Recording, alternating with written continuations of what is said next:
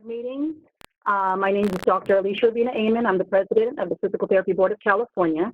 And before we convene, I would like to advise all individuals observing or participating in the meeting that the meeting is being conducted consistent with the provisions of Governor Gavin Newsom's Executive Order N2920. My name is Dr. Elaina. I'm the president of the Physical Therapy Board of California.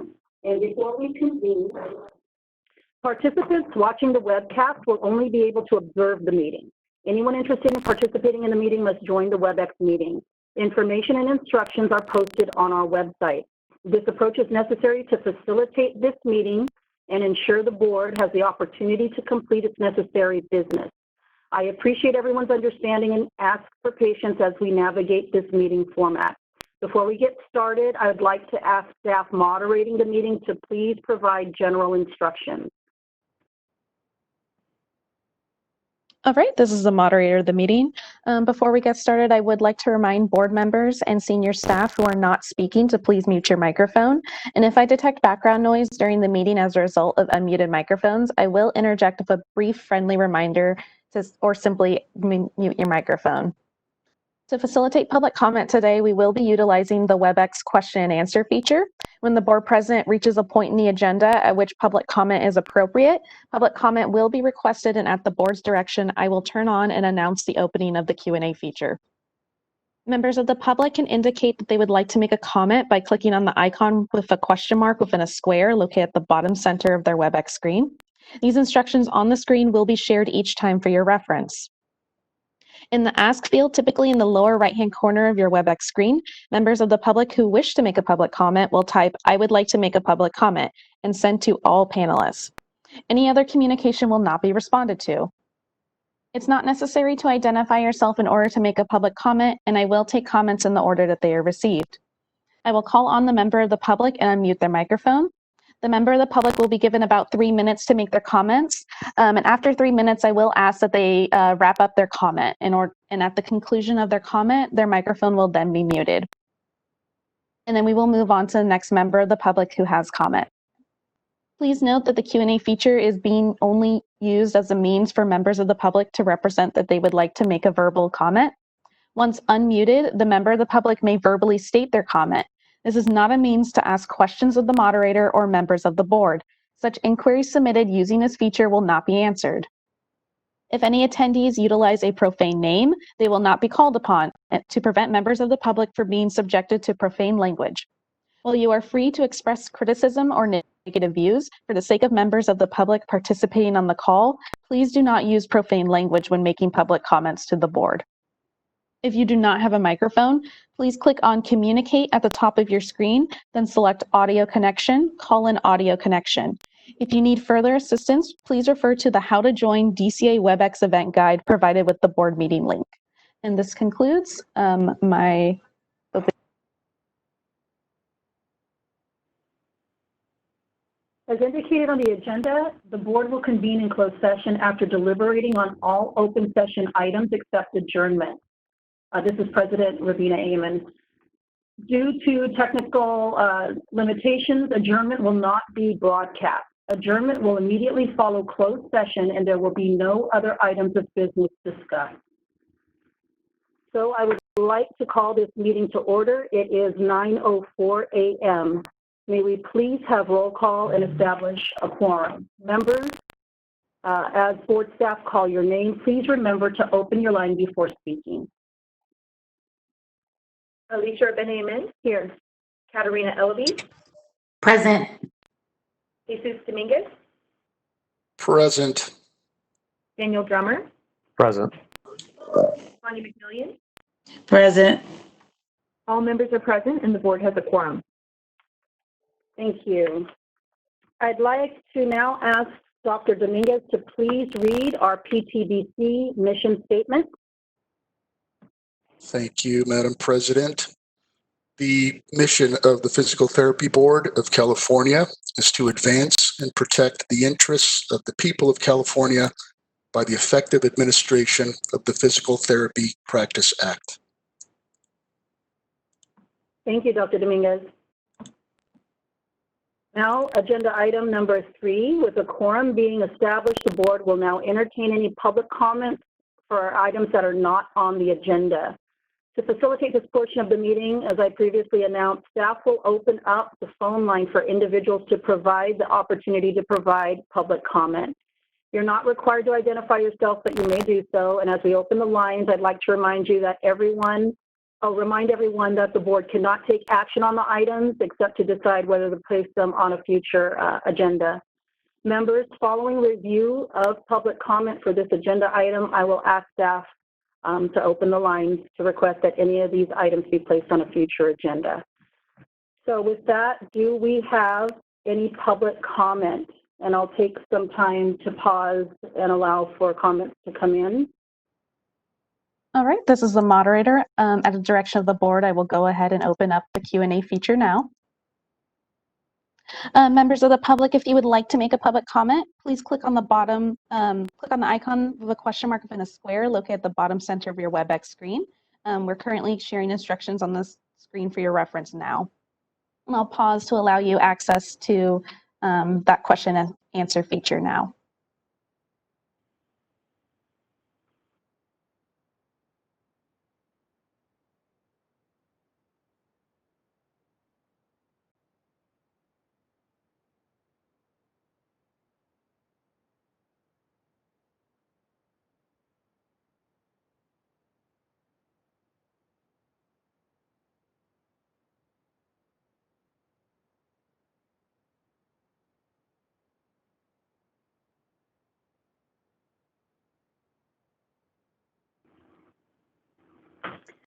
Okay, This is the moderator. Yes, go right ahead. This is the moderator. It looks like there are no members of the public who have indicated they would like to make public comment. Would you like me to close the Q&A feature now? Yes, please, and thank you. All right, the Q&A feature is now closed. Thank you.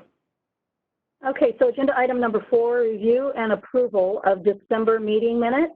I want to go through page, which I usually do. Okay. This is Brooke Garnison. So the December 2019 meeting minutes begin on page 16 of the meeting materials. I will go ahead and go through them page by page for any edits or changes.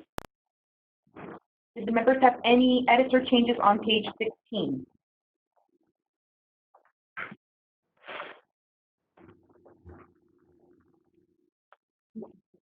Page 17?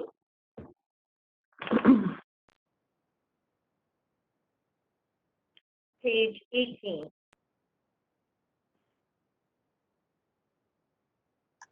Page 19? Pardon me, this is Daniel. On page 17, I had questions about line 52, 54, and 64. The dates all seem to represent different meeting minutes. This is Brooke. I will go ahead and make those changes to reflect the June meeting minutes. Thank you, Daniel. Yep. Were there any other changes on page 17? Page 18?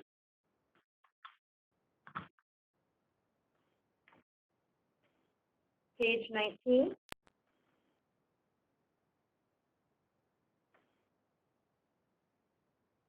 Page 20?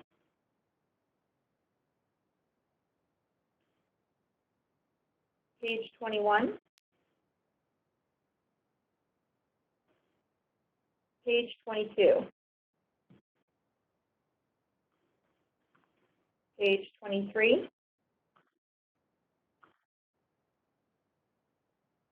Page 24? Page 25?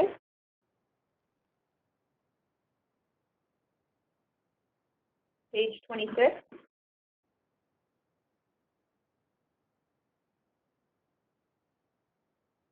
Page 27?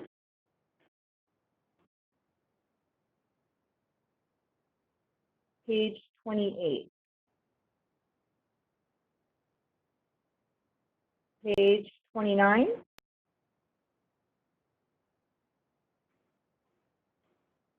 Page 30. Page 31. Page 32. Page 33. Page 34. This is Daniel. I'm in reading through the results of trying to determine the results of each of the elections. The vote is recorded as motion carried. It doesn't. I would appreciate a statement that would say what the outcome of the vote was. So for item A, president, somewhere after motion carried, Dr. Rubina Aman elected president for 2020. A statement to that effect, because it just helps to, just reading through all the lines above, it's hard to determine exactly what the result was, and that comes into play more particularly when we get down to the FSBBT alternate delegate, where there were, and for the FSBBT delegate, where 2 people were nominated, but it's a little hard to determine exactly what the result was.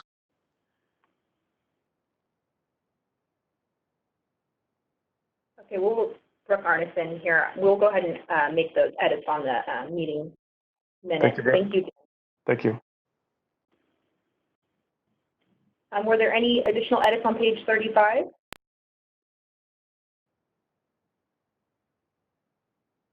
Page 36?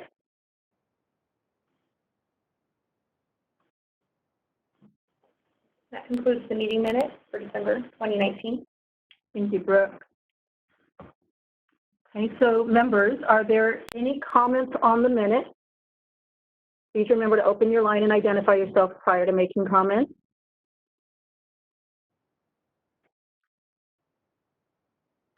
This is Daniel again. Just one last for item. It's on page 36. It's the end of item number 28, and it's the statement about the backup alternate delegates, and the statement the board determined to use the procedure of establishing backup alternate in alphabetical order by the board member's last name.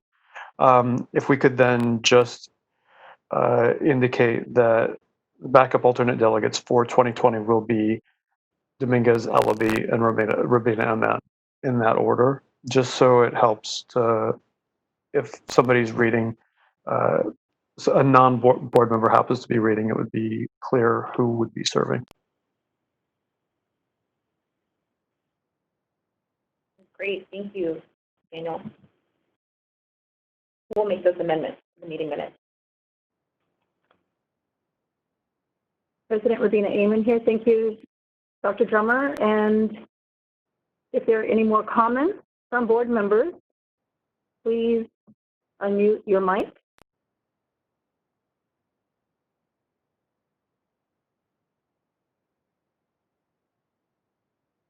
And before asking for public comment, I'd like to first ask if there's a motion to approve the minutes as discussed and amended. And remember to open your line and identify yourself prior to speaking, please. This is Jesus Dominguez. I move to accept the minutes. We have a motion from Dr. Dominguez. Do we have a second?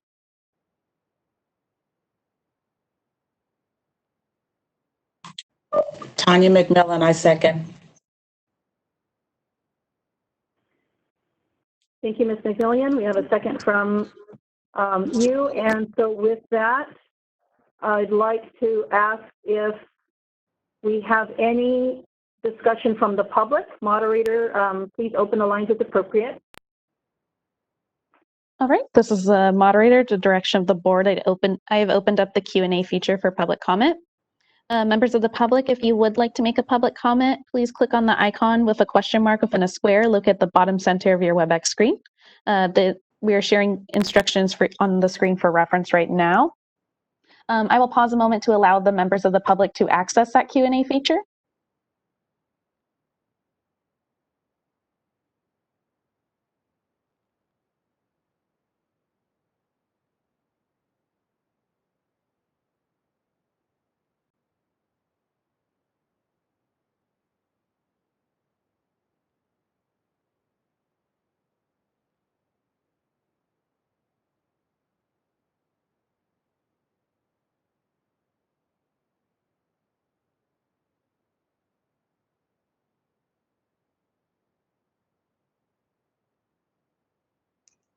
This is the moderator. It looks like there are no requests for public comment. Would you like me to go ahead and close the Q&A portion now?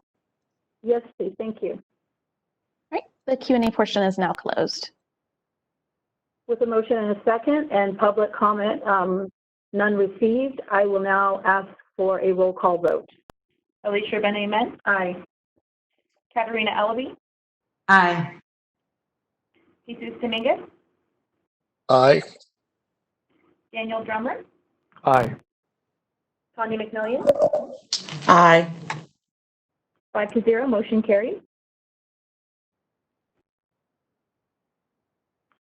Okay. Thank you, Brooke. Now we're going to move to agenda item number 5, which is our meeting calendar. So we do have our adopted 2020 meeting and proposed 2021 meeting. And perhaps before asking for board discussion, maybe we can get some insight from board staff.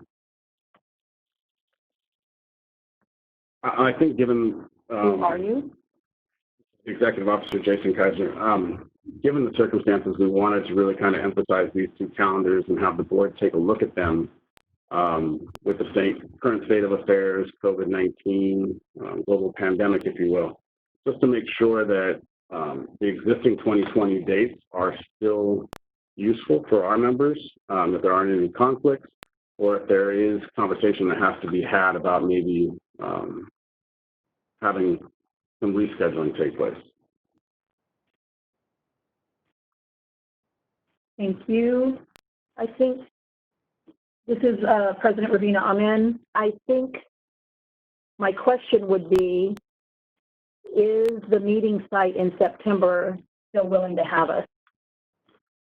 I'm sure that will change in the next coming months, but for planning purposes and based on the governor's executive order and restrictions of travel, the board should plan on having WebEx style meetings like we are today for the duration of the 2020 calendar. I know it's not ideal. It's been a long time since we've seen you guys. 6 months doesn't seem like very long, but it is. But there's a good possibility that we may not see you for another 6 months given the circumstances. So we will continue to monitor it and always have a plan A, plan B.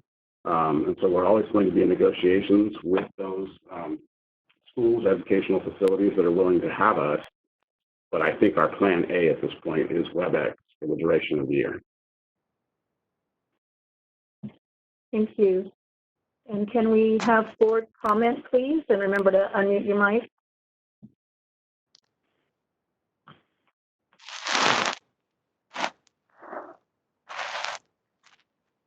This is Daniel.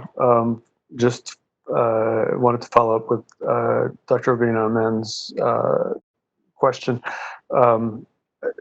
Do we know if Gurnick Academy in San Mateo, have we heard from them if we are still welcome at this point? Or do we know if they're conducting classes? Gurnick and the PTBC have been in kind of constant communication for a number of different reasons. One, obviously for hosting the board meeting, but also for us to be able to provide some outreach content for their students. And my understanding at this point is that they are, for all intents and purposes, kind of on an online basis and have not yet allowed students to return. And so the conversation that we're having with them is still a bit up in the air as to whether we will be showing up in person and hosting a normal meeting. And I say up in the air for not just for us, but for them as well. They have yet to be able to make a commitment. They want to wait until they get a little bit closer and they know what the conditions are like before they would make that kind of commitment. And so we have two hurdles that we're going to have to get over. And one is if the hosts are able to or willing to have us. And then the second, obviously, being whatever the executive order entails for boards and how we're supposed to commune or meet to have these conversations. As of this morning, we were having conversations with Garnick about doing a WebEx to provide our outreach. So I think that's kind of an indicator, if you will, that they're very much in the same position we are, that everybody's planning on this kind of electronic outreach until the end of the year.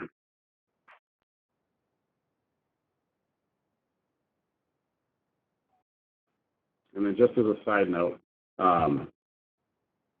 Garnick would probably be the first time that we did outreach electronically. So we're going to use that as kind of an experiment. And then another thing to bring to the attention of the board for the 2020 calendar, all of the FSBPT in-person meetings have been canceled for the rest of the year. But they will be having the Leadership Issues Forum virtually, and then also the Delegate Assembly later in the year virtually.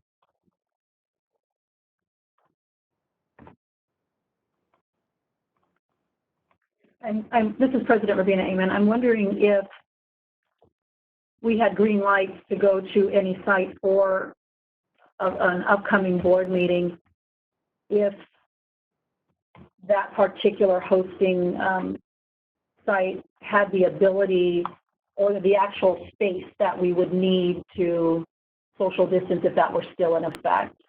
And we do know the size of our own boardroom. Mm-hmm. And so if Garnick is out of the question and or travel is out of the question, however, meeting might be permissible, could we still possibly pull off an in-person meeting here in September?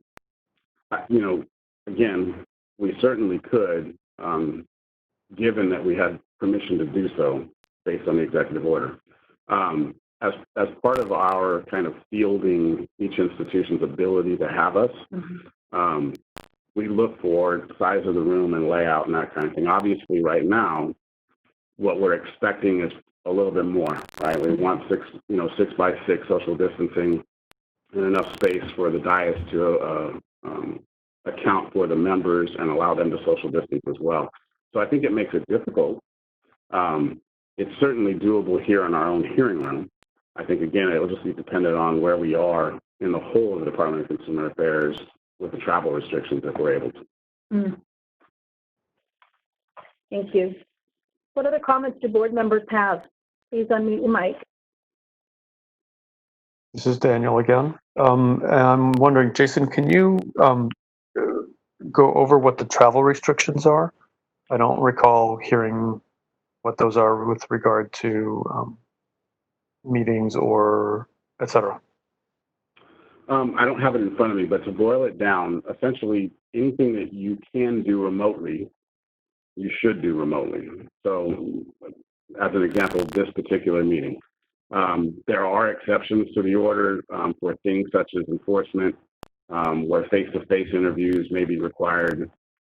But for board meetings, gatherings, stakeholder meetings, those kind of things, the advisement is in the order to do it via electronic means whenever possible.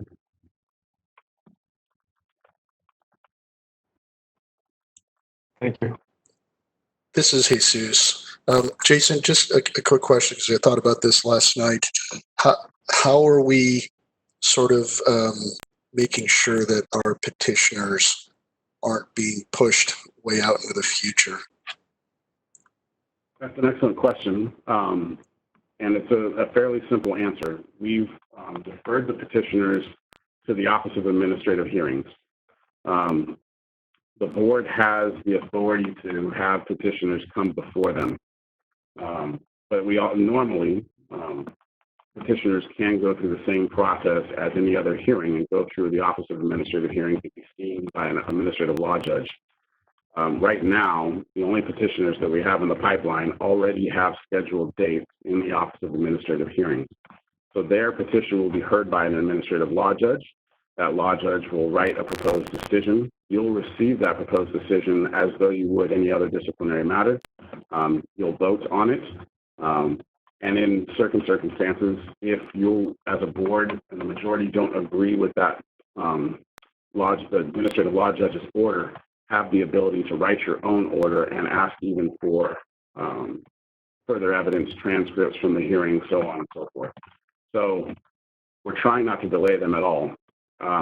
Obviously, they're going to be delayed a little bit. We had a gentleman that was supposed to be heard in the March meeting, but because of COVID and its immediacy at the time, he would have had to travel, and travel was something that was uncomfortable.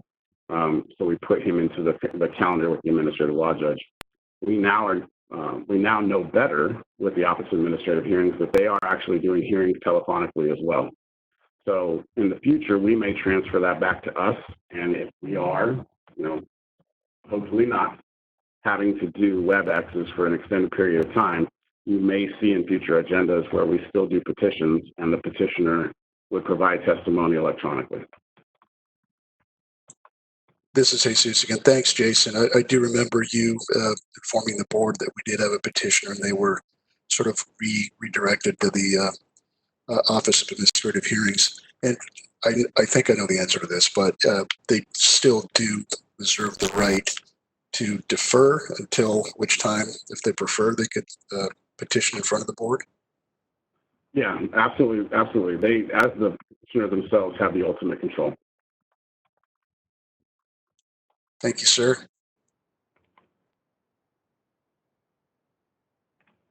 Thank you, Dr. Dominguez. And any further comments from board members? This is Daniel again. With the information just presented about the PTBC's, I'm sorry, the FSPPT's life meeting and annual meeting being virtual, I would ask that be, if we could get that somehow reflected onto the calendar itself. Absolutely. This is Katerina. I have the dates for both of those meetings if you'd like for me to provide them. For the purposes of the meeting, I think it's a great idea. We have them also, but if you'd like to read them off. Great. The Leadership Issues Forum has been rescheduled to July 22nd. It'll be held from 6 to 7:30 p.m. And then the Delegate Assembly has been moved to October 24th from 4 to 5 p.m.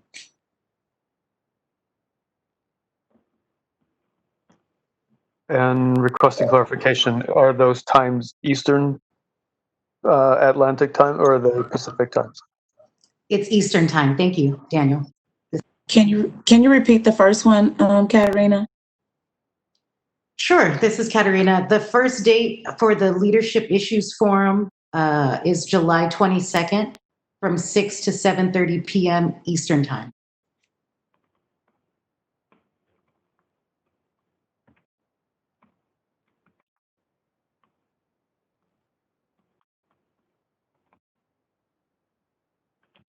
Thank you. So looking again at the already adopted dates for the 2020 meeting calendar, do any board members have any discrepancies with the dates that are on there now, September 16th and 17th and December 10th and 11th?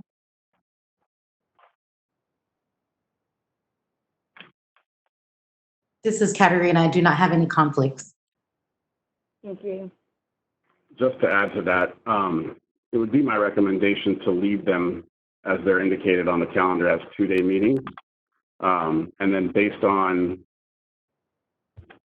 how much product might actually be handled within a given agenda, like today, you might find that the September meeting, because of WebEx, is relegated to a single day, and also again with December. But for now, kind of trying to keep to that plan A, plan B mentality, on the calendar, I'd like to leave it as 2 days. This is President Ravina Amon.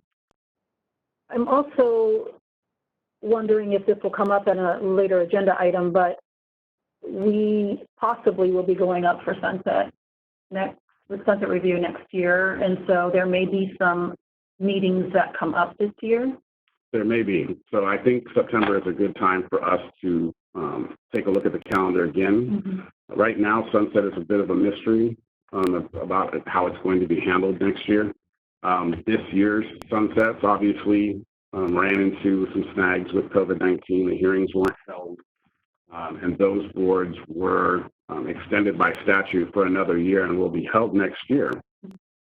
But we're not really sure how that affects the rest of us that we're going to be heard next year. We don't know if they're doubling up or they're going to kind of extend us all out a little bit. And so I think September will be that decision point. So we'll have hopefully have some answer even before September, but certainly by September. Yeah. We'll be pursuing that information to present to you at September, because if that's the case, staff will have recommendations for the number of meetings that we would want to hold in the last second quarter of that fiscal year. So if I remember correctly, when we had sunset review last time, we got a pretty early jump on it. We did. Yes, and so this time, if the sunset review were to be held again early next year, February, March, we wouldn't be starting as early. Yeah, if in a world of normalcy, typically we'd be talking about it now.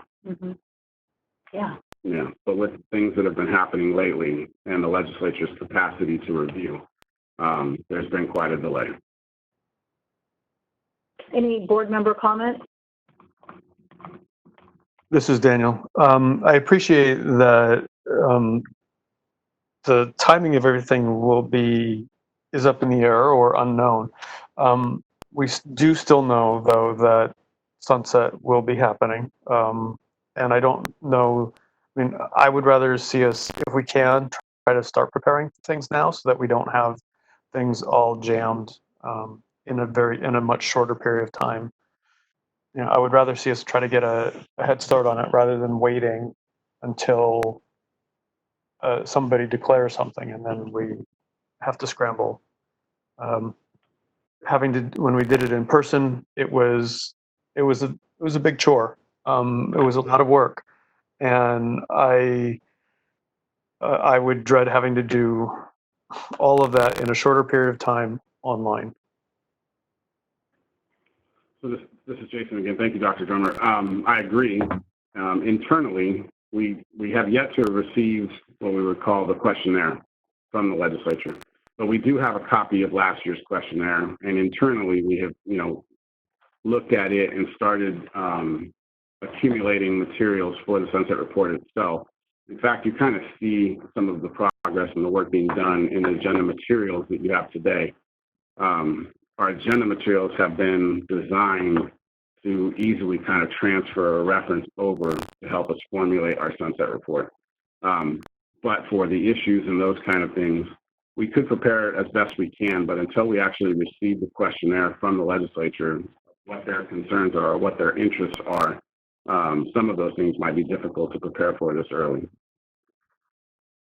Absolutely, the particulars are going to be challenged, but I mean, there was a great deal of background material, which I don't know that would change a whole lot, but there may be some modifications that we would make, because I believe we were all of the current board members were in on that process. So yes.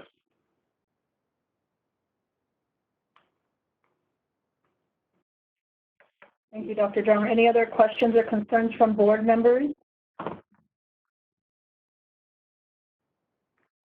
So a question, again, Jason Kaiser, with that concern in mind, would the board members like to propose adding additional dates to 2020, say in October or November, in preparation for sunset?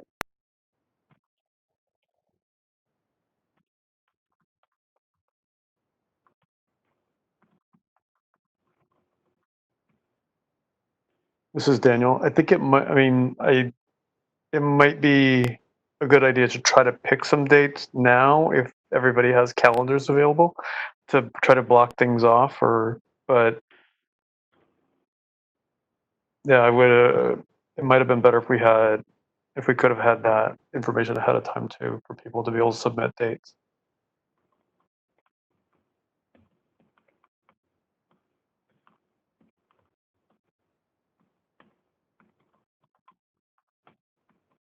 This is President Rabina Amen.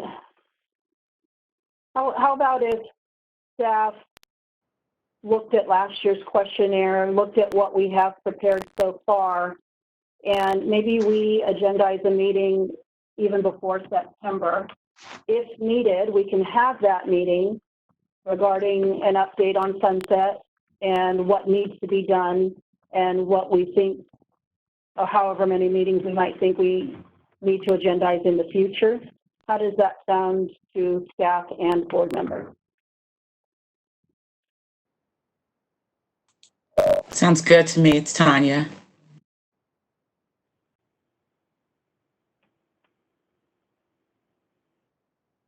This is Daniel. I think that sounds like a great option. This is Jesus. I would agree. First of all, I can't even believe that sunset was that long ago and it's coming around the corner. But as Dr. Drummer said, I'd feel more confident in putting the document together if we had a little more time, if we sort of preemptively got together. So yeah, if staff can suggest some dates for us.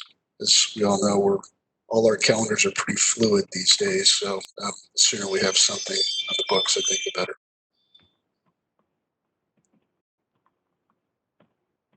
Mr. Kaiser?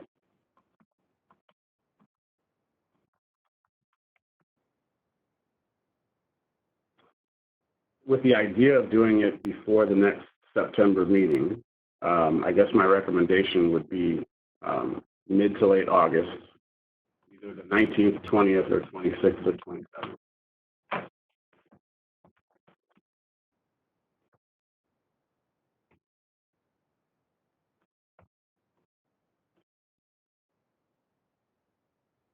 And that will give us a little bit of time to consult with the BMP to kind of find out what the expectation is going to be.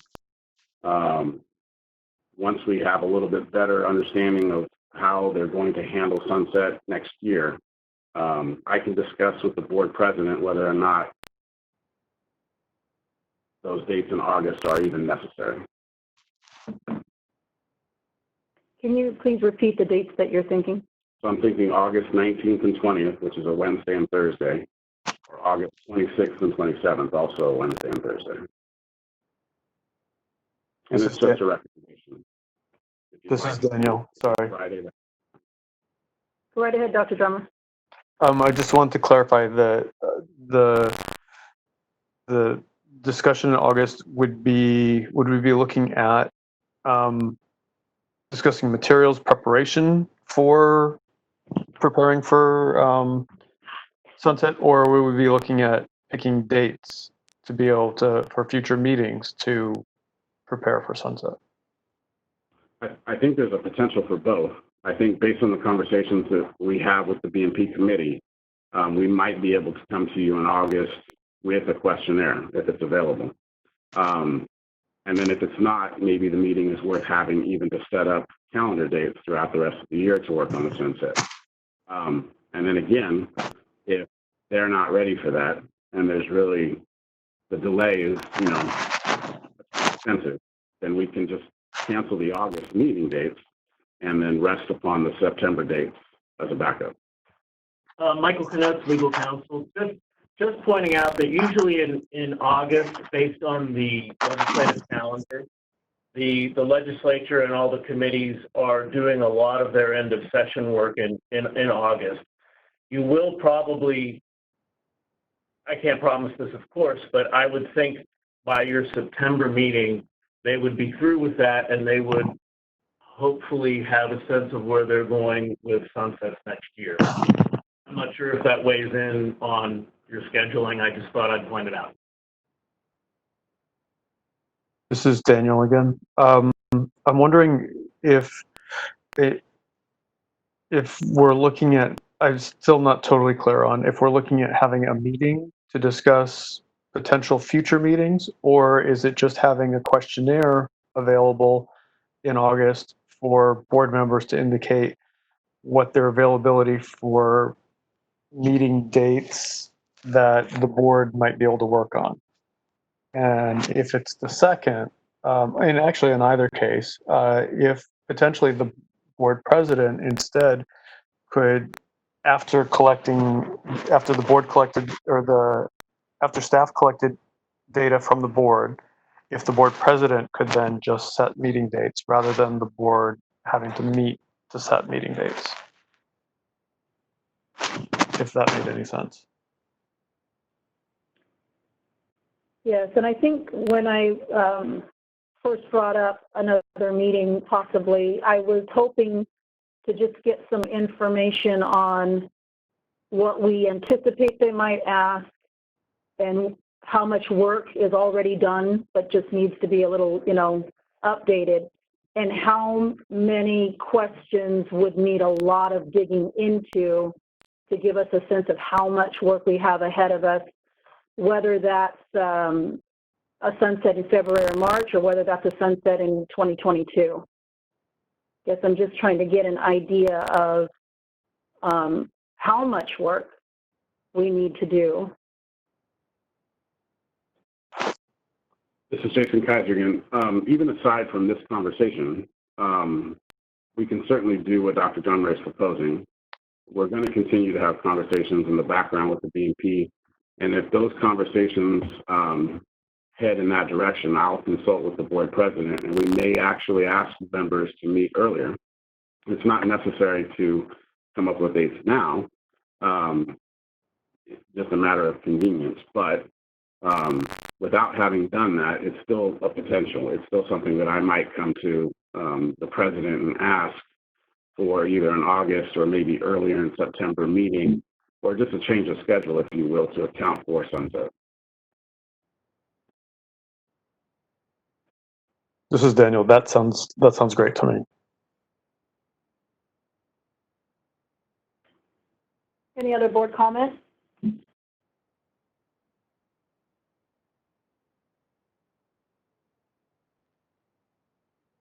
This is Daniel again. I'm sorry, I just lost my train of thought. I'll come back with it. Just again, Jason Kaiser, just a point of reassurance to the board. Sunset is, typically one of the largest things on our radar. So we're looking out for it every day. The more we know, the more we'll let you know. This is Daniel, and it came back to my head. I would, if we are going to look at having an additional short meeting to be able to discuss things like this, this format, I think, works much better than what our past conference call formats had to work, with being able to announce and ensure accessibility to the sites scattered wherever we are across the board, that this enables people to be able to access the meeting and attend a meeting, participate in a meeting via this format, I think would be a much better thing. Again, this is Jason. I agree wholeheartedly. I would just put kind of one caveat on that is this particular meeting, we're able to do it the way we are because of the governor's executive order that loosens up a little bit on the Bagley-Keene requirements. So as long as that order is in effect, it would be my recommendation as the administrator that we would have a WebEx format meeting in lieu of any teleconference meeting that we might have had in the past. I agree. I think that this is much more publicly accessible. The one difference being is that with the current conditions, there is no physical point or place for a public member to come to attend in person. So it is, while it provides some additional accessibility, it does limit that accessibility. And I just wanted you guys to be aware of it.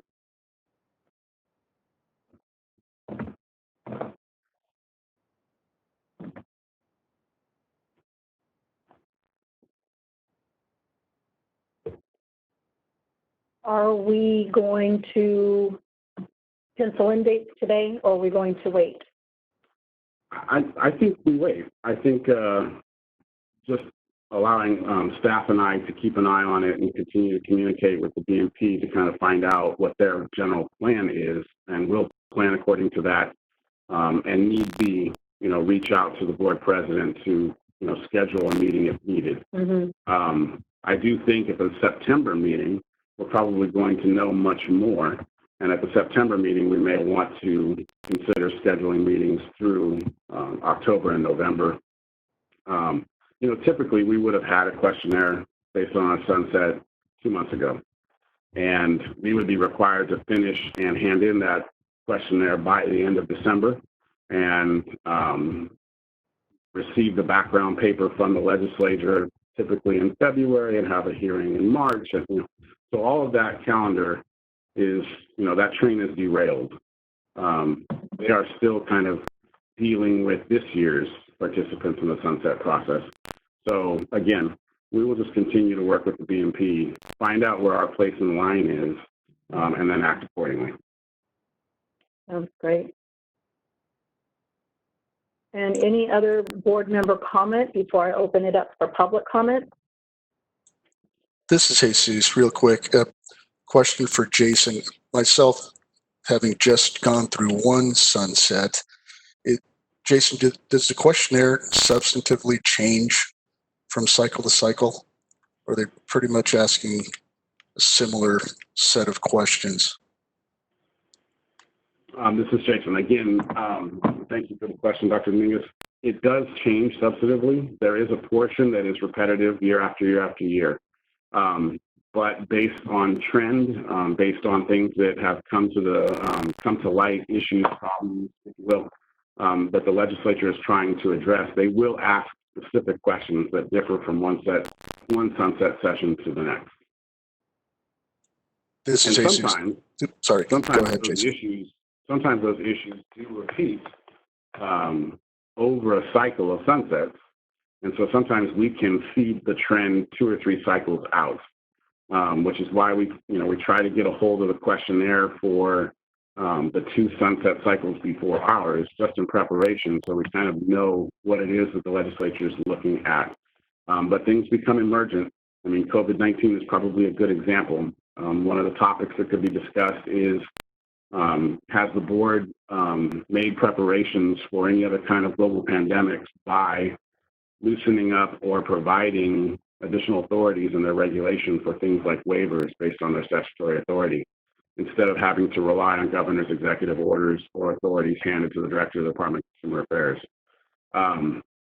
That's just one example of something that I predict may be showing up on our template as a result of the virus. This is Jesus. Thank you, Jason. You actually anticipated my next question about anticipating any changes to that questionnaire, so thank you for that.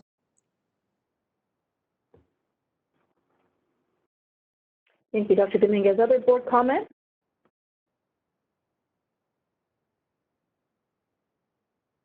Okay, I will now open the discussion for public comment. Moderator, please open the lines as appropriate. All right, this is the moderator. I'll be opening up the Q&A portion now. Members of the public, if you would like to make a public comment, please click on the icon within a question mark within a square located at the bottom center of your WebEx screen. We're currently sharing instructions on the screen for your reference right now. And just as a quick reminder, if you're watching through webcast, if you want to participate in the WebEx question and answer feature, you must enter the WebEx event through the link provided in the board's agenda. I'll pause for a moment to allow public comment the public to access the public comment.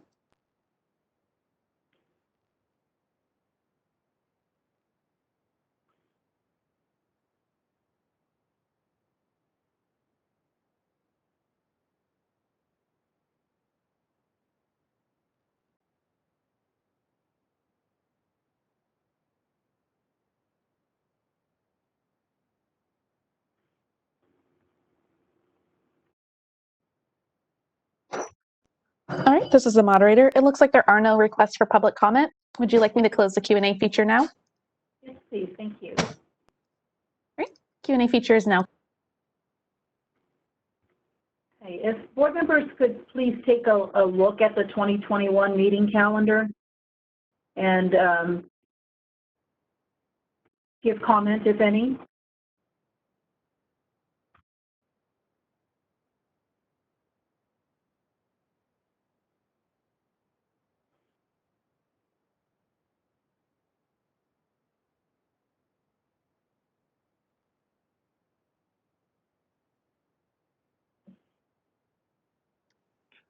This is Daniel. Question for probably Jason, the best to answer. Just wondering, have any of the NPTE dates changed? Have they been impacted? Yes, retrospectively, the March sittings were canceled, and the FSBPT did open a window of sittings for the whole month of May and the first 2 days of June. As of right now, the July sittings are still scheduled, and we don't anticipate any kind of delays. There is a possibility that they might use that same model of opening a window. And so instead of 2 specific days, potentially maybe a single week, where it might lighten the load, make it a little bit easier for applicants to get their first sitting of preference. But no changes foreseeable for the calendar year or next calendar year that we know of. Again, knock on wood.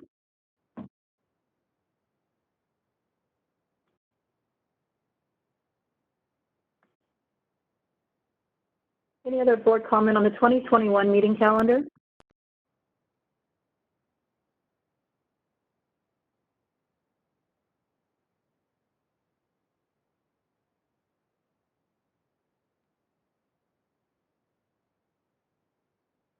Okay, and once again, I would like to open discussion for public comment. Moderator, please open the lines as appropriate. All right, this is the moderator. I'll be opening up the Q&A feature now. And just as a reminder for members of the public who are watching on webcast, please go to the board's website for information on how to join the WebEx. So the Q&A feature is now open. If you would like to make public comment, please click on the icon within a question mark within a square located at the bottom center of your WebEx screen. We currently have instructions on screen for your reference. And I will pause a moment to allow the public to access the Q&A feature.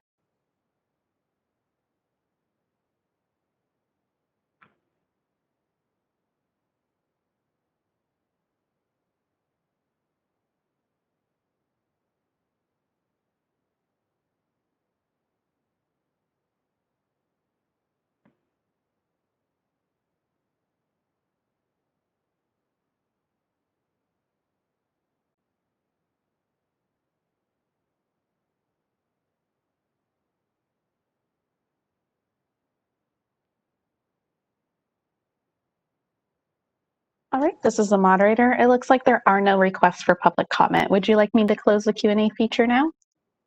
Please, thank you. Yes, please, thank you. The Q&A feature is now closed. Okay, let's move to agenda item number 6, the Executive Officer's Report. Thank you. Again, Jason Kaiser. This report's to update you on the status of the board's operations, some things that I'd like to highlight outside of the normal materials. The first thing that I'll start with is administrative services. Due to a vacancy, the Physical Therapy Board is currently recruiting for one staff services manager 2 to serve as the PTBC's assistant executive officer. That package is now currently with the Department of Consumer Affairs Human Resources Unit, and we should expect to see the advertisement for that position sometime next week or the week after. We have also begun recruitment for 2 new positions, one staff services analyst within the Administrative Services Unit to serve as the board's communication and education analyst, and one associate governmental program analyst to serve as the Consumer Protection Service Unit as a probation monitor. The authority for those 2 positions goes into effect July 1 of 2020, but as a result of the state's current fiscal condition, these positions will not be funded until January 1st, 2021. So a 6-month delay. We can start the recruitment now. That's a very lengthy process. If we do hire them before January 1, 2021, we will just be paying them out of other line items where we have some cushioning.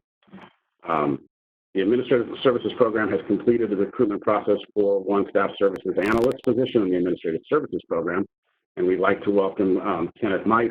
Mr. Mice serves as the board's budget analyst, previously served with the California Commission on Peace Officer Standards and Training and the Medical Board of California.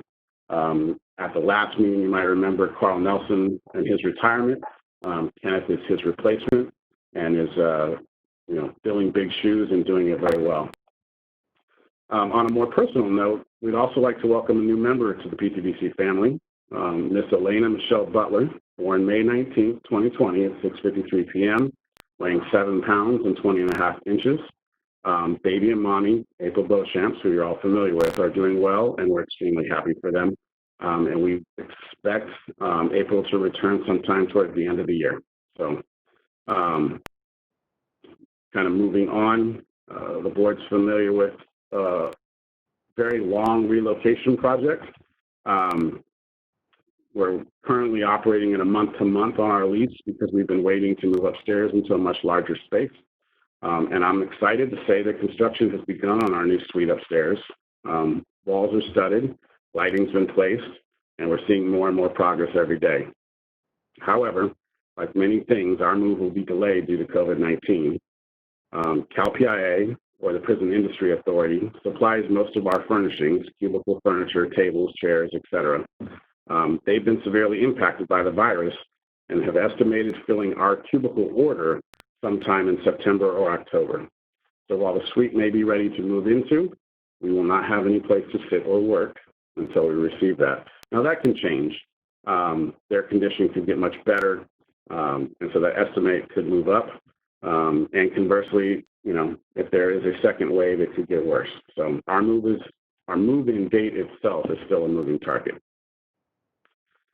Speaking of COVID-19, staff have had to acclimate to several changes as a result of the virus.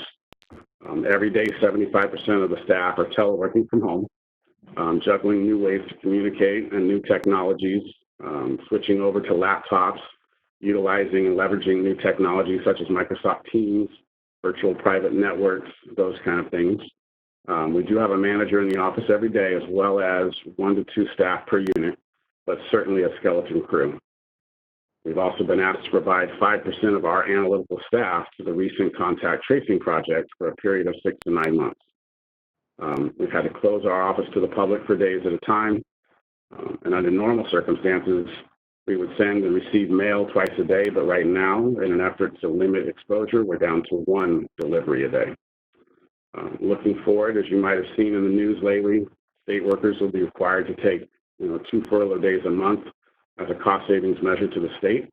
And all of this impacts our ability to do what we do on a daily basis. But with all of this, I must say that I'm extremely impressed with how well staff have acclimated. Their willingness to be flexible, take on new things, help each other out, work outside of their normal box is definitely one of our greatest strengths. We are seeing delays in some areas. Our ability to respond to phone calls or emails as timely as before. But in our primary mandates, issuing licenses and processing complaints, we're barely able to measure any drop in performance. For those reasons, I have to say thank you to staff and to my managers. I'm extremely proud of them, and they make my job that much easier to do. And that's all I have for that report. That's a lot. Yeah. Any comments from board members? This is Daniel. I would just like to thank you very much to staff for stepping up and handling things in this weird time that we have, the way that they have. And then I had a question for Jason. Do we track the number of calls and emails that we get from licensees, and has that significantly changed during this time? We track calls in general, but even more specifically, we track calls that are related to COVID-19. And the call volume has certainly gone up. The email volume has certainly gone up. And a good portion of those you can connect back to the virus in some way, shape, or form. I have applicants that are concerned about testing dates or clinical site visits, clinical placements, if you will. I have educational programs calling and asking some of the very same things, the professional association, communication with the director of the Department of Consumer Affairs and her staff about some of these issues. you'll see a few items down in the agenda. We're going to talk about waivers that were issued, and we do receive a lot of communication about those things.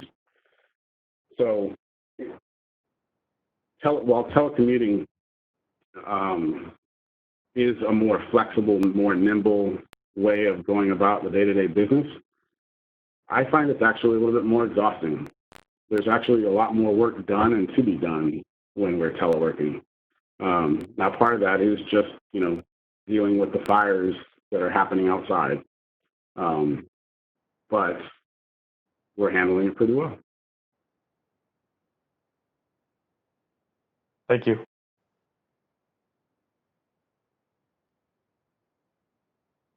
Other board comments?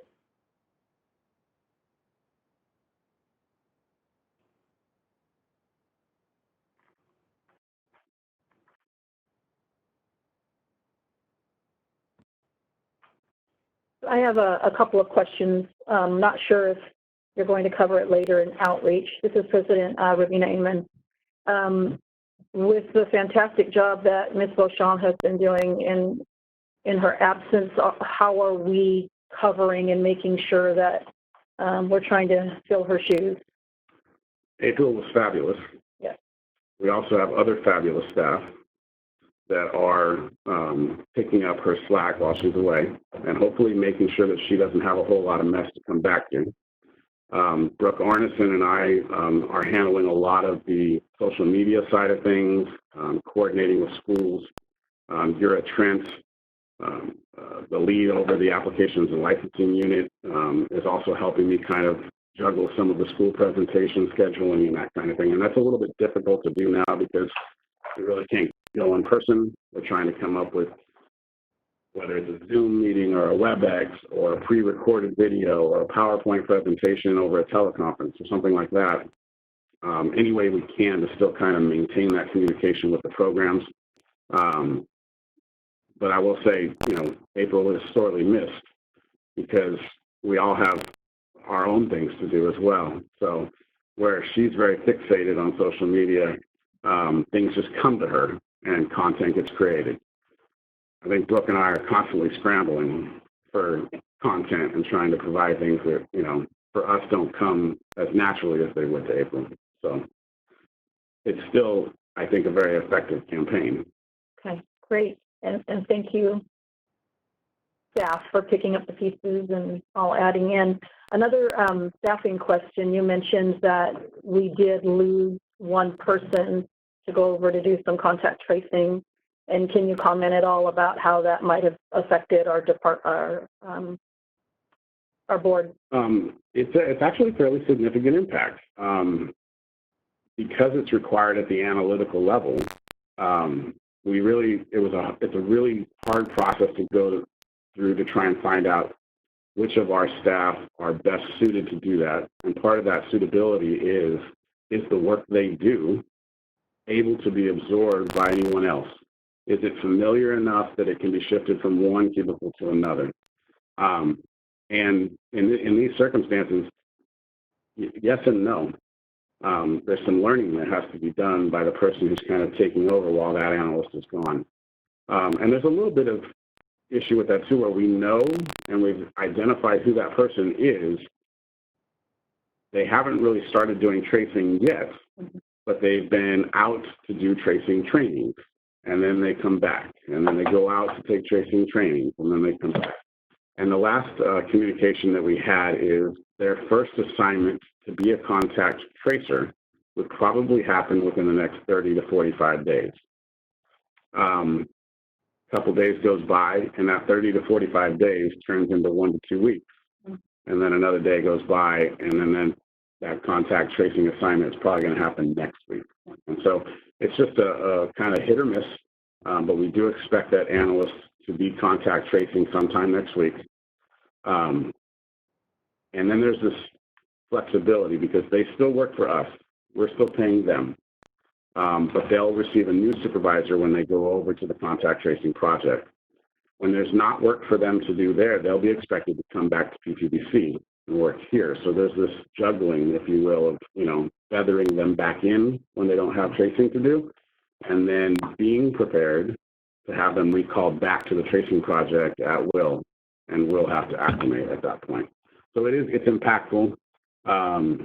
And right now, we've only lost one analyst to that, but the governor has emphasized that he plans on having 10,000 contact tracers by July 1 and an additional 10,000 by January 1. And so those numbers could come from many different means of planning, but there's a possibility that we may be required to provide another analyst or two in the future to accommodate that. Compound that, and I kind of referenced it in the EL report, by the fact that staff are going to be required to take an additional 2 weekdays off a month. And then we start to see issues. I mean, we are still in the applications and licensing unit, and even to the consumer protection services unit to a certain extent, too many cases, if you will, per analyst. And then you change the divisible by removing a couple of my analysts, and that just exacerbates the problem. Mm-hmm. So. Okay. I have a couple of other comments, but I want to give board members a chance to ask some questions or comment. Any board member comment?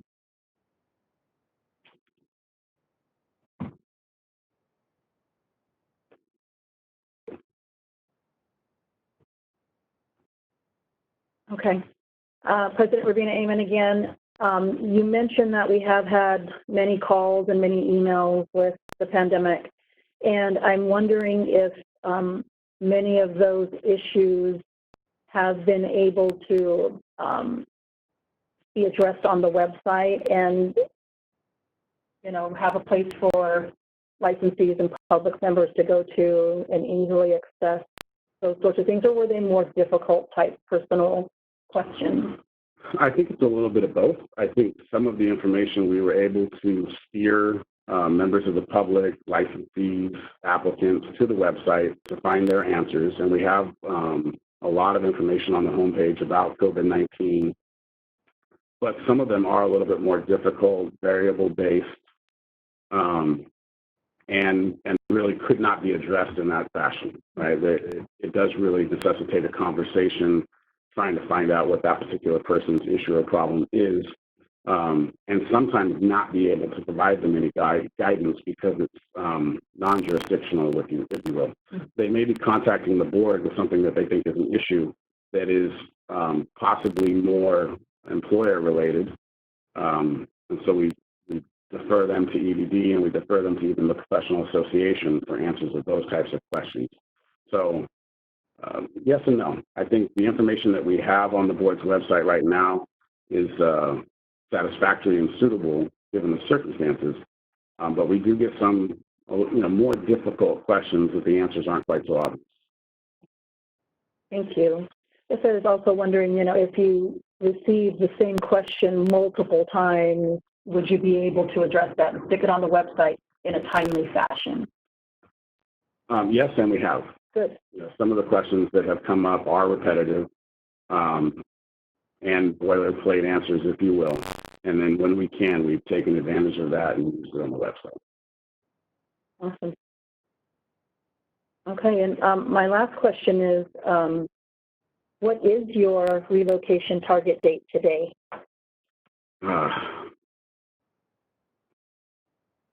Mine personally?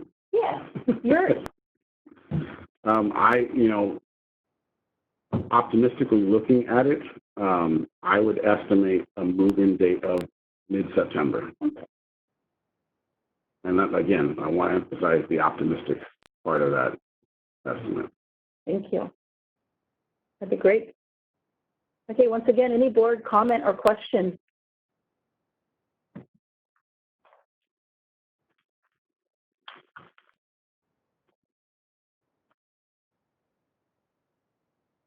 This is Daniel. Okay, I will. Yes, go right ahead, Daniel.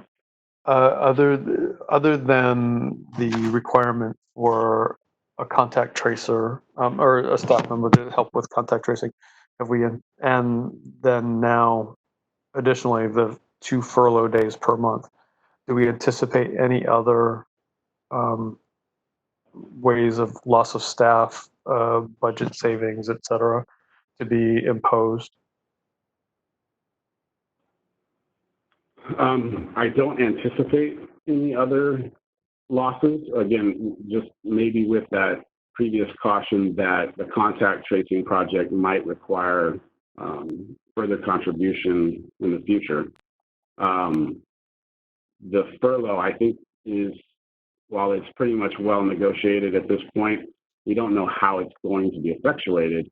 As an example, are staff going to be taking off the same day, or are they going to be taking off different days? Is it something that they can use in partial increments? Those are all unknowns at this point. But scheduling around a deficiency of 10% per analyst, per employee, is going to make, you know, some things more difficult for staffing, coverage, and the managers are, you know, certainly going to feel the brunt of that. And they too are also going to have to take those furloughs. Financially, we are and have received notification that our DCPs for this fiscal year are fairly safe.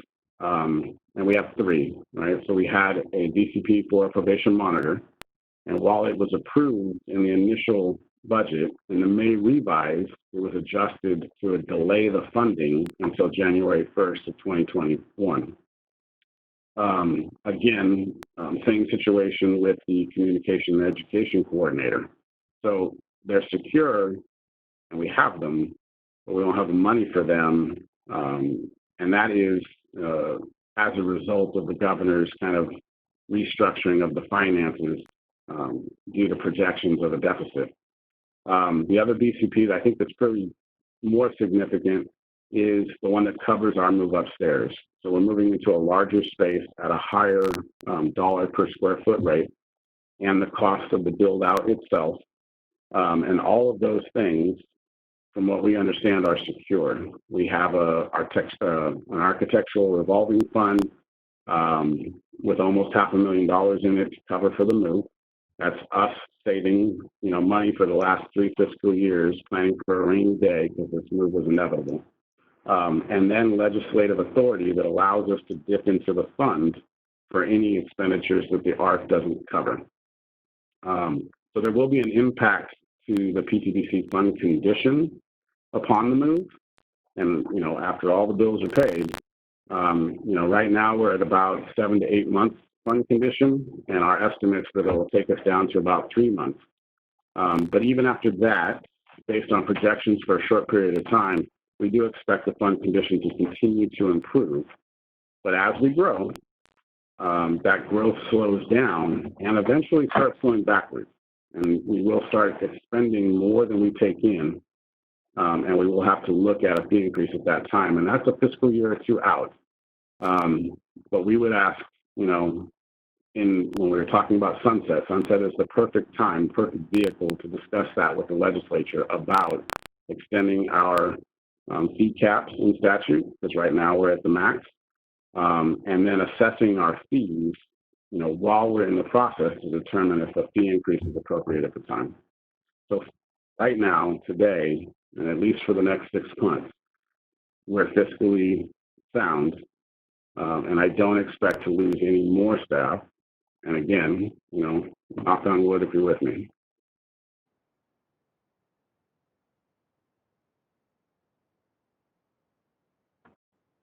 This is Daniel. Thank you for that. And then I just, in discussing, I know this may be more appropriate for budget, but because we're talking about staff and employment, et cetera,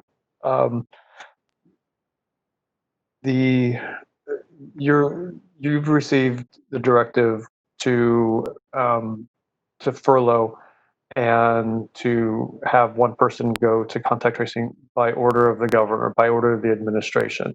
But our own budgetary solidity is based on our own internal sources of revenue.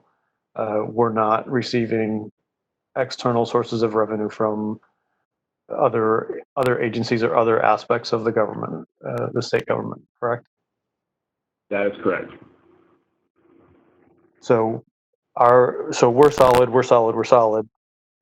We're not solid, but we're solid with our budgeting. In any case, I certainly appreciate your point, and I could add to it something that I probably should have mentioned before. The Physical Therapy Board of California is specially funded. We don't receive any taxpayer money. All of the revenue that we receive comes from licensee renewals and applicant fees. And even more to add to that, with this recent governor's revise, this board was able to avoid loaning any money from the PTBC funds into the general fund. And not all of the boards in the Department of Consumer Affairs were so lucky. There were a number of boards that have had to provide millions of dollars to the general fund out of their own individual funds, again, to be paid back at a later date. And I think a few of you have been on this board long enough to remember that this board at one point had a loan of $1.8 million out to the general fund. And it took almost insolvency, to have that loan repaid. And so thankfully, that's not the case today. Based on our move, based on discussions that we've had with DCA budgets and the Department of Finance, essentially we couldn't afford to give anybody any money. And looking at our situation, ultimately they agreed, and we did not provide a general fund loan.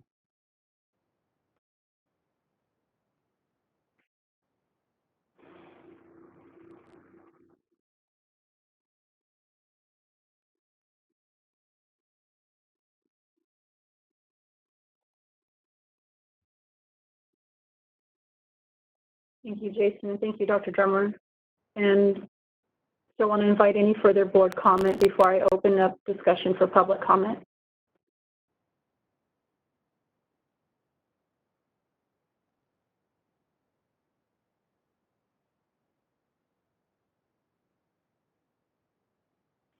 Okay. I will now open the discussion for public comment. Moderator, please open the lines as appropriate. All right, this is the moderator. I'll be opening up the Q&A panel now. Members of the public, if you would like to make a public comment, please click on the Q&A icon at the bottom center of your WebEx screen and type "I would like to make a comment" in the Ask field in the lower right-hand corner of your screen, and then click Enter or Send. I will pause a moment to allow the public access to that Q&A feature.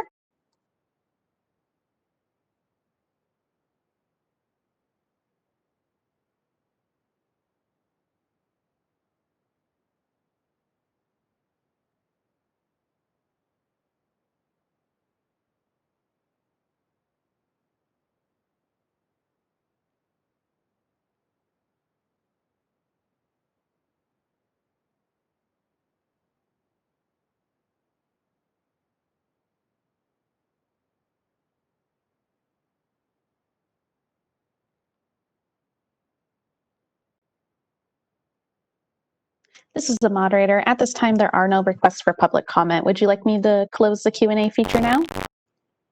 Yes, please. Thank you. All right, the Q&A feature is now closed. Thank you. We do anticipate a short break. Shortly, we'd like to tackle agenda item number 7 before doing so. And so I'll turn it over to Mr. Kaiser.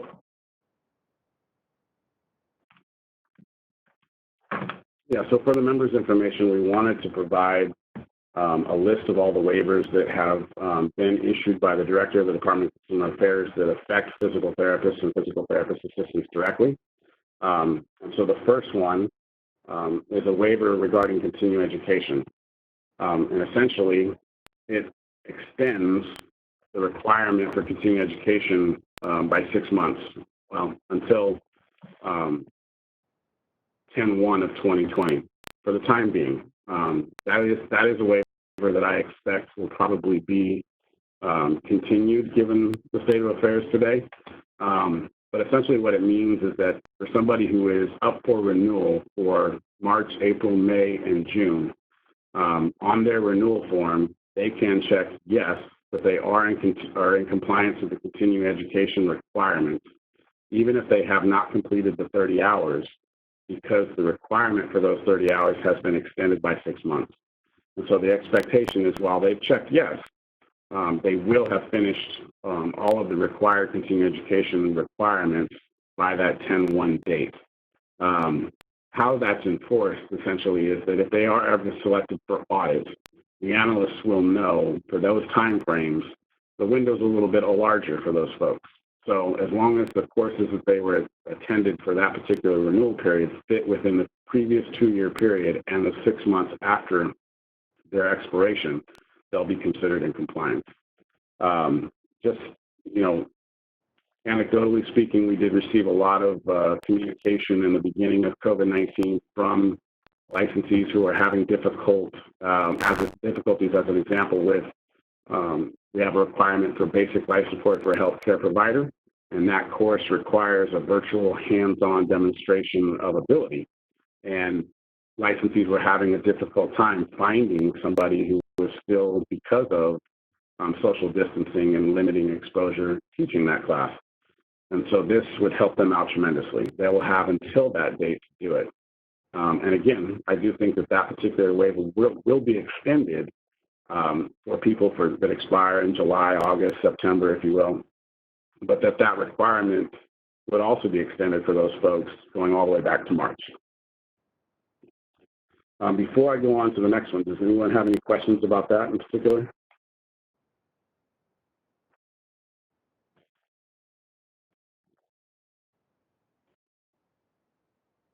Okay. So the next waiver that was issued effectuates reinstatement. This one doesn't really touch us all that much. We don't typically charge a fee for somebody returning from retired status or canceled status. For us is already after a 5-year of delinquency period of time. But it did generate a lot of questions coming from licensees. So this one, if a licensee has been delinquent, that doesn't qualify for this waiver. They would either have to be in a retired status or a canceled status. And again, or inactive for that matter. If they're in an inactive status, they've already paid their fees. So it's a very simple thing for us to do to move them back to being active. We don't charge them a fee. If they're in a retired status, we do not currently charge a fee to return back to active. And if they're in canceled status at all, that means that their license has been delinquent for a period greater than 5 years, and they would not qualify to be reinstated. So again, that one, I think, for informational purposes, was important for us to provide explanation for, because we did have a lot of questions coming from the licensing population. There was a misunderstanding that if somebody was delinquent for any period of time, that this would apply to them, and we would just waive that delinquency fee. And according to the actual technical language of the waiver and its intent, it doesn't apply to delinquency. It only applies to inactive, retired, and canceled. Any questions on that one? This is President Rubina Amen. Have we had anyone take advantage of that? Yes. In fact, the Department of Consumer Affairs created a department-wide centralized application for this waiver. So people went to DCA to come out of retirement or come out of inactive status. DCA would tally those numbers, forward them onto the boards that they were applying for, and the boards would process them. And this is what I would say is that even if this waiver hadn't applied, it'd be the same way for our licensees. We would have done the same thing. They would have applied for us if they were retired, and we would have just moved them back to active status. Or if they were inactive, they would just file an application to go from inactive to active, and we would process it, and they would make it back into the profession. So we have had a number of folks, probably just because of word of mouth and the advertisement, not realizing, and also just them wanting to return to practice, contribute to society during this time, that we have a number that have gone through the Department of Consumer Affairs and filled out their application there. Thank you.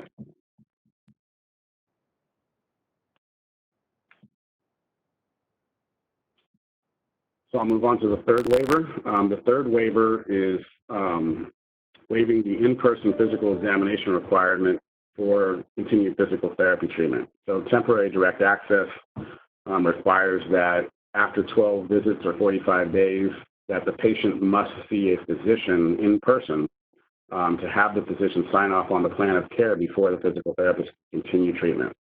And what this waiver does is it just removes the in-person portion of that order. And now that appointment can be done through the means of telehealth when appropriate, and the physician can extend and approve the treatment of care or the plan of care, and the physical therapist can return to practicing with that particular patient. I think it makes it much more flexible for licensees. I think consumers were having a difficult time in those temporary direct access moments of actually getting a face-to-face appointment with their physicians because they were trying to limit exposure and relying on telehealth means. And so I think this works quite nicely for that.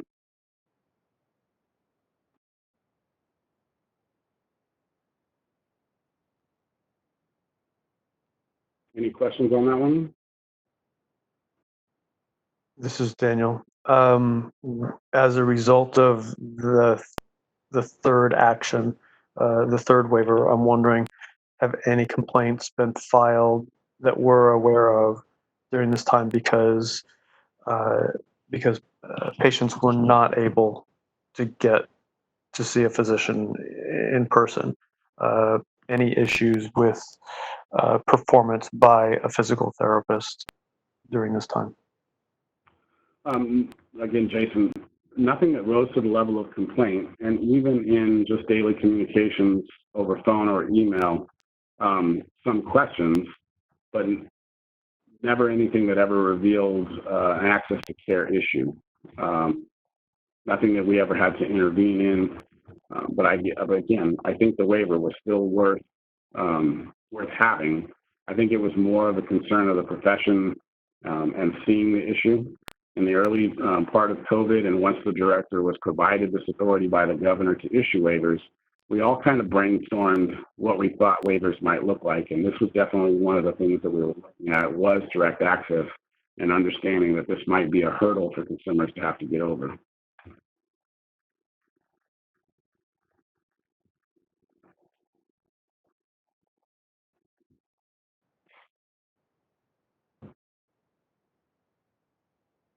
So unless you have any other questions on that one, there is a fourth waiver that just came out, and so I can provide information to you for it, but it's not something that we can actually discuss because it wasn't agendized. So, for informational purposes only, you can find a copy of this waiver on the Department of Consumer Affairs website in their library of waivers.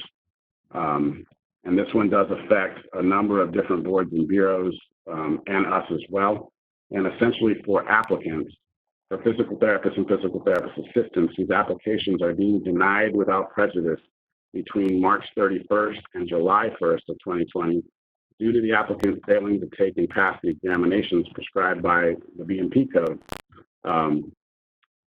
That date, that time frame will be extended by 6 months. And I think, this is really addressing those folks in March that were not able to sit for the exam. And if their application closed or expired in March or even April, that affected them and they were not able to sit for the May exam. This would open up their application again and allow them to sit for the July exam.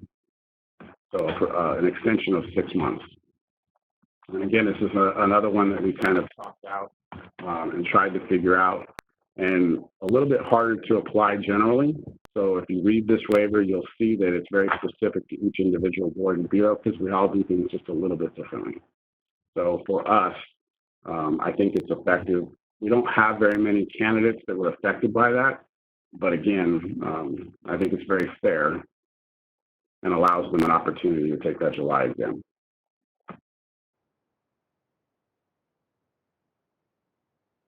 Thank you for that information, Jason. Any further board comment on any of the waivers other than the fourth one just introduced?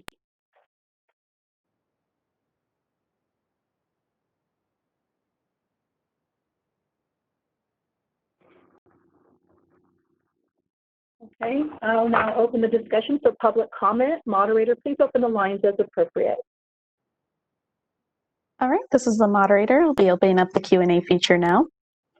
Members of the public, if you would like to make a public comment, please click on the icon within a question mark. Click on the icon with a question mark within a square located at the bottom center of your WebEx screen. We're currently sharing instructions right now. And I will pause a moment to allow the public to access the Q&A feature.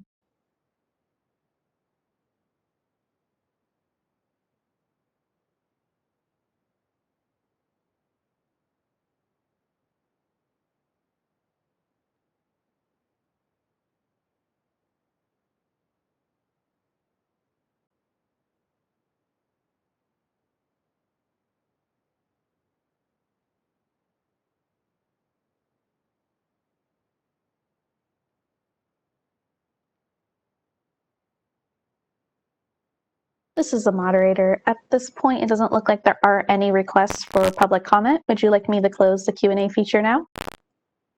Yes, please. Thank you. All right, the Q&A feature is now closed. Okay, it is 10:32 and a good time for just a short break. I'd like to ask that we come back and get started right at 10:42. So we'll just take a short recess. Thank you so much.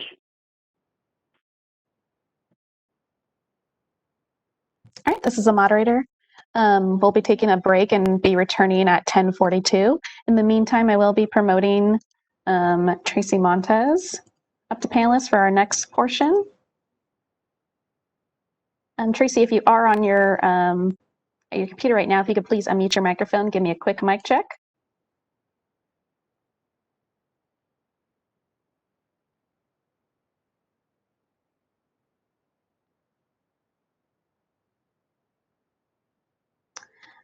It looks like you are able to mute and unmute yourself, but unfortunately, when you unmute, I'm unable to hear you.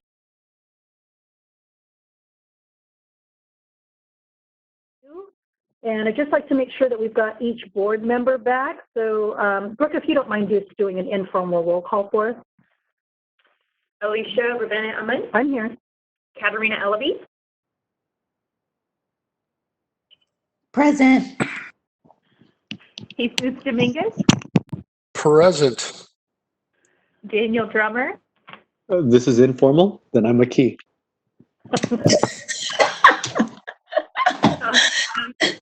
Here. All members are present and the board has a quorum. Thank you, Brooke. And so we are moving on to agenda item number 8, and we'd like to welcome from FSCPT, Jeff Rosa. Hi, Jeff. Hi, how are you? We're good. Thank you for being here. Oh, no problem. Thank you for having me. And also, Joni Callis, who is the board liaison to the California board from our board of directors, is here. I know that when we get to the agenda item on sort of updates from FSBPT, Joni's going to be giving those updates. So I just wanted to let everyone know that Joni is present as well.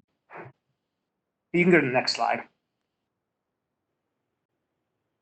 So basically what we want to cover is a little bit about sort of the differences between your existing California law exam and what the JAM product is like. I know many of you have been to FSBPT meetings and you may have seen presentations on the JAM, but I just want to give a high level sort of what the JAM is all about, and then we can talk a little bit more about how the JAM could impact with the California board. So the key difference is your current law exam is prometric based, and what that means is when somebody registers for the California law exam, the first thing is board staff must make that individual eligible to sit. So it's very similar to the process that happens today with when an applicant is registering for the NPTE.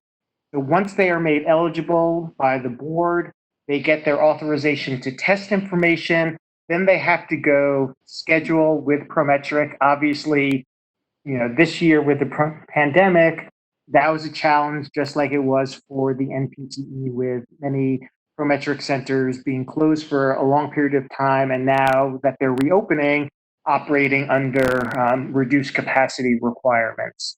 And then finally, they must achieve a passing score, but they don't get any feedback on which areas of the laws and rules they really don't know. So as long as they knew enough to pass and achieve that minimum standard, they don't get the kind of feedback that there may be some fundamental element of California's laws and rules that they don't understand, but they just know that they passed the exam.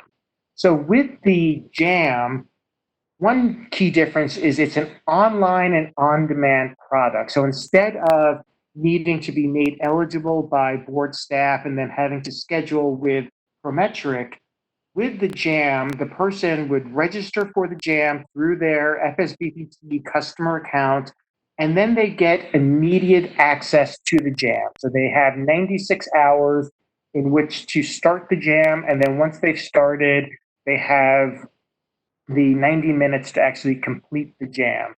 They can take it anywhere that they have a personal computer.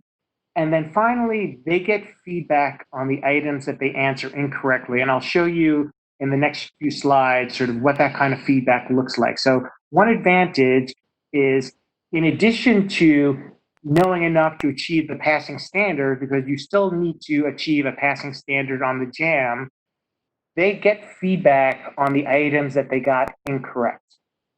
If you go to the next slide, please. So here is an example of how the individual has access to the reference documents within the JAM interface. So in addition to seeing the question, which is on the right-hand side of the screen, the person can actually click on one of the buttons and bring up a copy of the actual laws and rules that JAM is based on. Go to the next slide, please.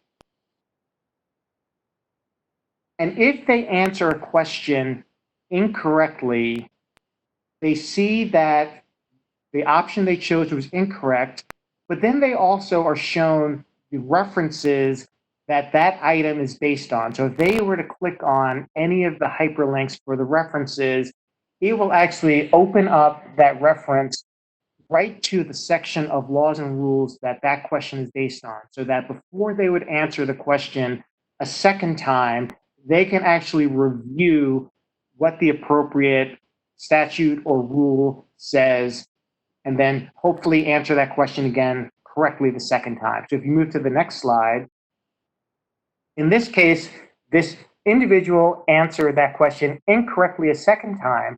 So for the purposes of determining did they pass the JAM, this would be marked as an incorrect item.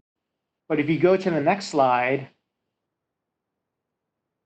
they are provided with the rationales on why the correct option was the correct option and why the 3 incorrect items were incorrect. So this is a way that they can make sure that, in addition to, hey, you got the item wrong, but this is why the one you did not choose was the correct answer. Okay, you go to the next slide, please. And then similar to what happens with the law exam, there is a score report that the candidate gets, and that is sent to the board. But the JAM score report is a little bit different than what people would get currently with the California law exam, because if you notice at the bottom of the screenshot, on the score report, we include the citations to any of the items that the person got incorrect, so that even after they've completed the JAM module, they have the ability to take that score report and actually do further review of the laws and rules on their own to really make sure that before they start to provide physical therapy services in the state of California, that they understand what the laws and rules governing the practice are, to ensure that the consumers of physical therapy are going to be getting safe and competent services. So next slide, please.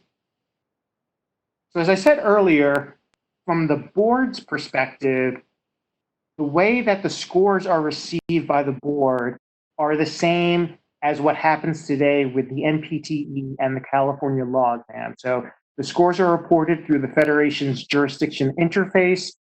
The day that there are scores available, board staff will get an email from FSBPT indicating that there are new JAM scores available, and the individual on board staff that's responsible for processing the scores, they can go download the scores.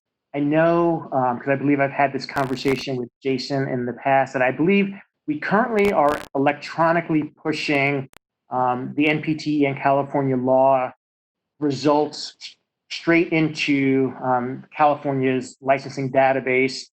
And I believe that we are able to do that with JAM also, so that we would just have to make sure that we know what the appropriate fields to map into from our system into California system. So the same way that California is getting the scores today, it would be the same process with the jurisprudence assessment module. And before I sort of move on to the next area, I just want to see if there are any initial questions more about the JAM product itself. Okay, I don't see any hands raised, so I'm assuming it's good for me to. I see Daniel has a question. Hi, Jeff. This is Daniel. I was wondering about is there a cost to the California Physical Therapy Board to use the JAM? No, there is no cost to the board.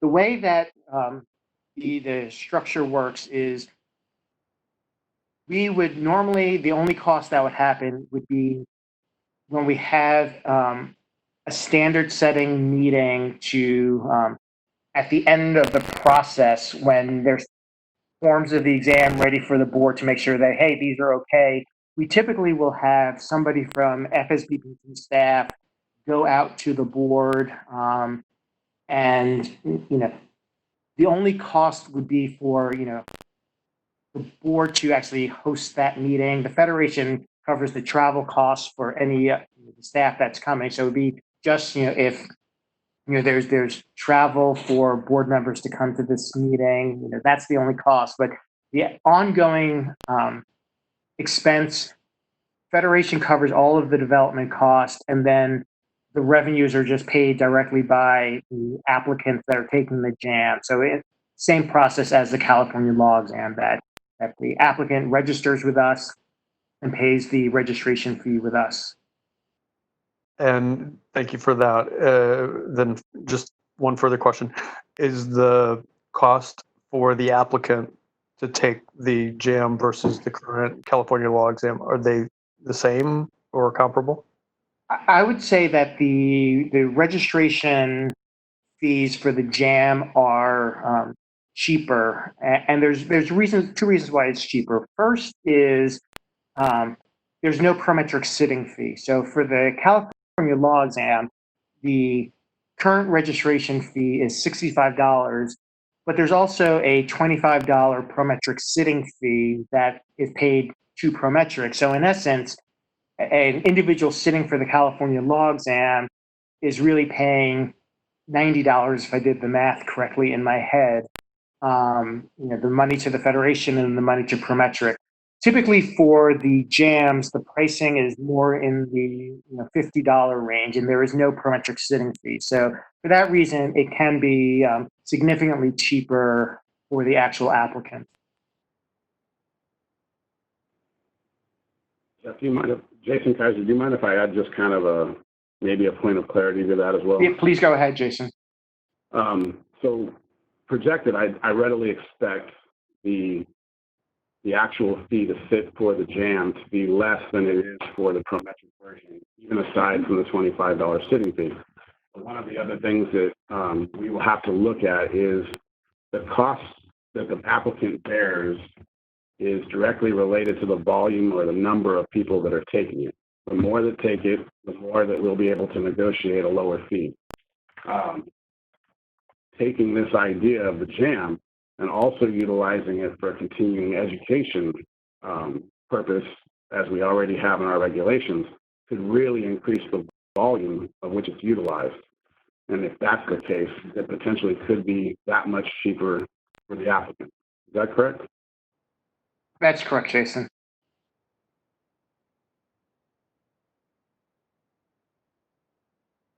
Okay, I don't see. Yeah. Yep. One more question. Yep. Hi, Jeff. It's Alicia. Hi, how are you?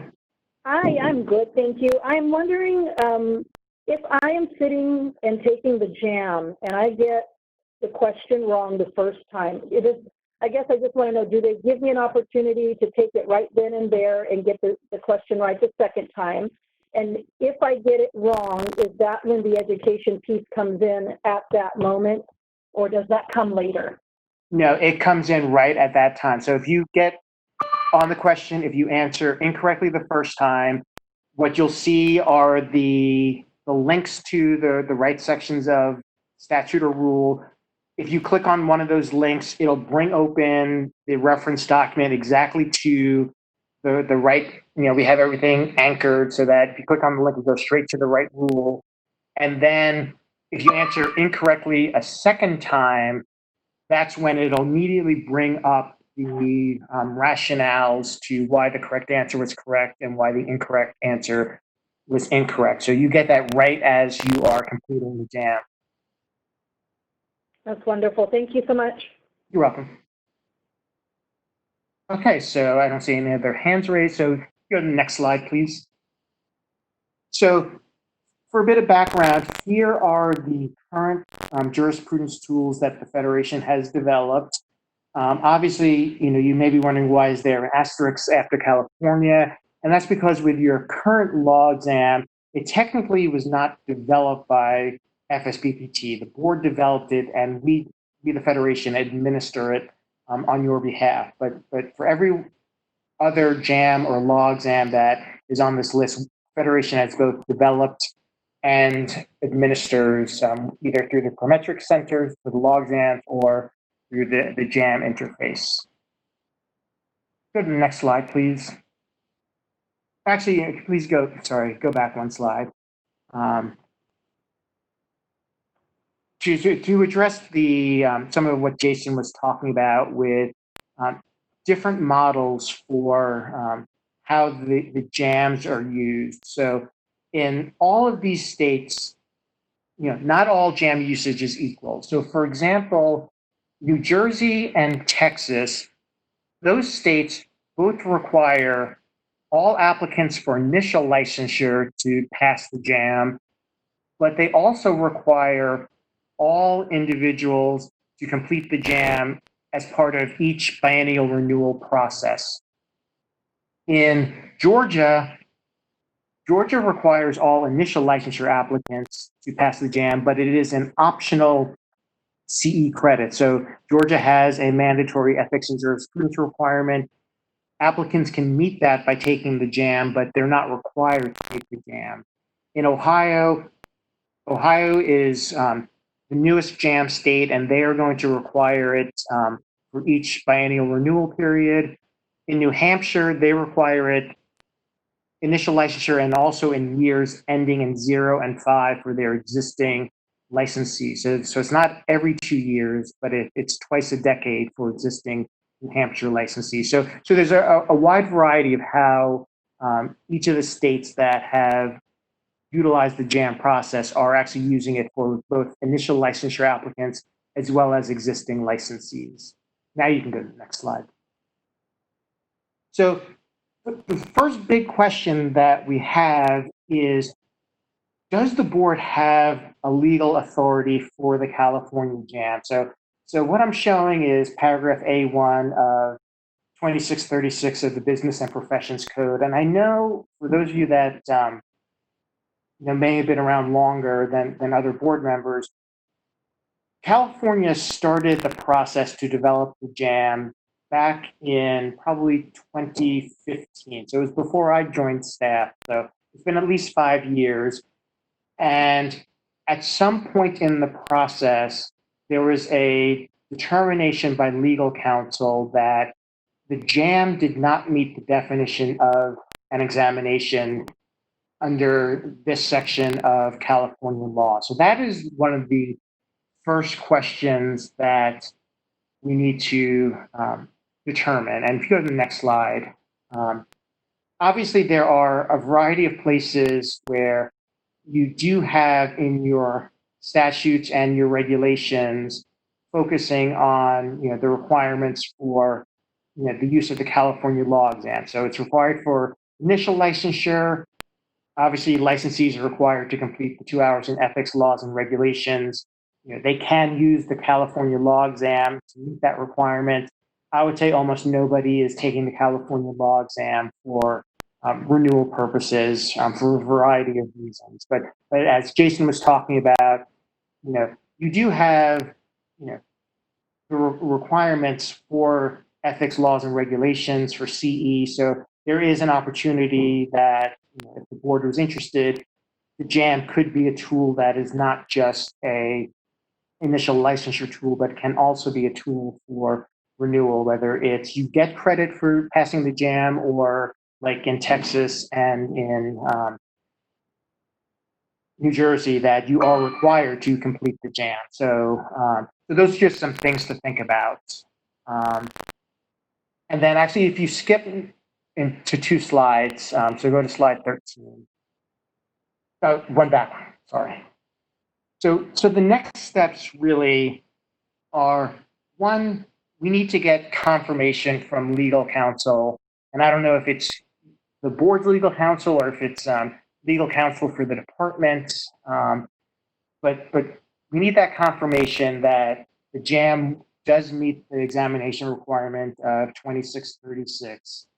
Assuming we get that confirmation, then the next steps were we actually have a formal agreement that the board and FSPPT will execute that governs sort of the different roles and responsibilities of both parties. We then want to confirm that the blueprint that we developed in 2015 is still relevant. So things may have changed in the past 5 years, and the items that we're interested in having on the California JAM back in 2015, you may say, we really would like to have more questions in a different content area than what we thought in 2015. So, we'd want you to review the blueprint, make sure that, yes, this is still an accurate blueprint. We then need the board, and it's primarily going to be Jason and potentially, someone else on Jason's staff that, we can determine that, to review all of the items that were drafted during that 2015 item writing workshop. So we have probably about, I don't remember the exact number off the top of my head, but we need the board subject matter expert to review those items, really to make sure that they are accurately reflecting,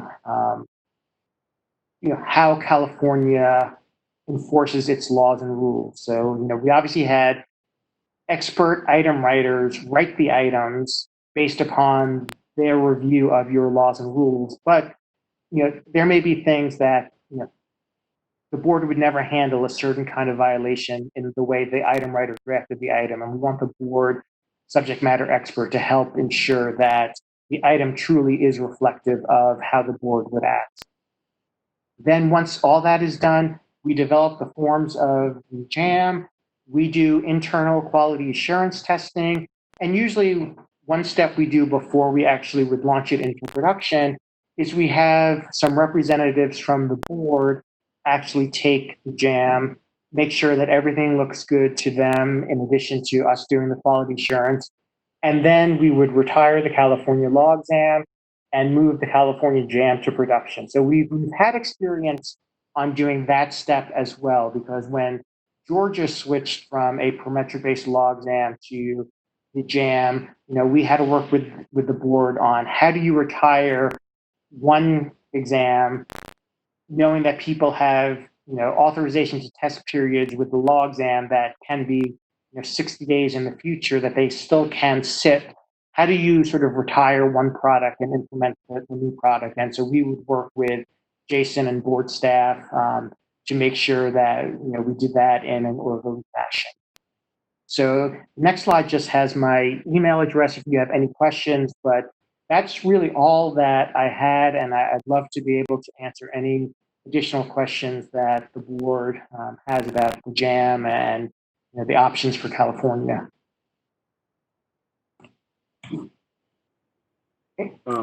Jason Kaiser, just for the purpose of discussion, could we keep up the next steps slide during that time? Fine with me. Thank you. I see Daniel has his hand raised. Thank you. Thank you for that presentation, Jeff.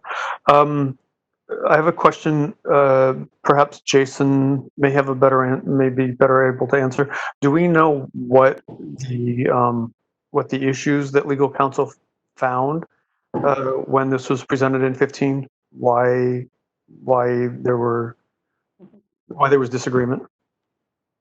Yeah, when we presented this in late 2014 and early 2015, counsel's concerns were, I guess the majority of it you would say would be of security. That there was no way for us to confirm identity of the person sitting for the exam. Because it was not a Prometric, not a secure testing facility, it was being done in the comfort of their own home, we had no assurance that the person actually sitting for the exam is who they say they were. And I think it was a valid concern. I also think that FSBPT did just about everything that they could security-wise when you think about the way the internet works to try and confirm that without actually having a live person proctor via webcam, something like that. So fast forward to 2020 and even post-Breeze, right? So now we can apply that same logic to just the advancement of technology. And we have applicants applying electronically online who are just attesting under penalty of perjury that everything that they provide is true. And again, a vulnerability, if you will, that they did not fill out the application. It wasn't them. It might have been a coworker, a classmate, or spouse, or something like that. We had the same concerns. But I think, moving forward and into the future, the vulnerability, the susceptibility to risk is far outweighed by the convenience that's applied to the applicants and even to the board to administer the process. Is there a possibility that happens? Sure. I'd also acknowledge that there's also a possibility that they do cheat while they're sitting in a secure Prometric center. The other thing that I would acknowledge about the California law exam is that we should be considering a kind of a low-risk examination. It does not have the same weight, if you will, as the Npt examination or the practical exam. Back in 2015, when we were having this conversation, I joked a little bit and I said, if I had a situation or an issue where I found out that a number of my applicants were sitting in a Panera somewhere, studying together and sharing their experiences of taking the California law exam, I would be happy, not shocked. It's something that these applicants spend, upwards of 7 years in education to become a doctorate level physical therapist. And in that time, may only have hours or a minimum of days learning the laws and rules that govern their practice. So this is, for me, it's twofold. I think it's a more efficient delivery method. I think it removes a barrier to licensure for applicants. It makes it a little bit cheaper and a little bit more convenient. It helps board staff in administering the examination through just means of efficiency and technology. But it also has an educational element. I have those students that have passed the existing California law exam and aren't really aware of which questions they got wrong. And you don't know how that might carry into their practice with misinformation. And so I'm a big fan of the JAM model. I did go back to FSBPT in 2015 and help with subject matter experts and psychometricians to come up with forms and served as that, as Jeff kind of referenced, board reference, making sure that the questions really do work for practical means and that they're worth having and that they follow the outline. So in that sense, I think I couldn't recommend this any stronger if I tried. Does that answer your question, Daniel? Yes, that answered that question. Thank you. Great. I see that Tracy has her hand up. Yes. So I just would like to build off of what Jason said. We've had some conversations about this. And first, I want to commend the board for looking to alternatives to reduce barriers to licensure. I think this is a great example of an opportunity to do that. I would say from my psychometric perspective that the JAM is an examination. It meets the criteria in national testing standards for what an examination is. And as Jason said, it's more of a low stakes examination. And I think that that would be very important for the board, or a distinction that the board should make. Because when we look at licensing, we're looking at consumer protection, and we typically administer high stakes exams where security, exam subversion, making sure that these individuals demonstrate those critical competencies to practice. Those are all very important aspects that we look at. In this situation, we're hearing that it is not a true high stakes exam. Yes, it is important, but there's more of an educational aspect that isn't met in the training, but needs to be learned by these candidates. And so while the board's primary mission is to protect consumers, certainly education is relevant, and doing that through the law and ethics in a lower stakes examination would be certainly a great opportunity in terms of moving forward. So like Jason, I do support this.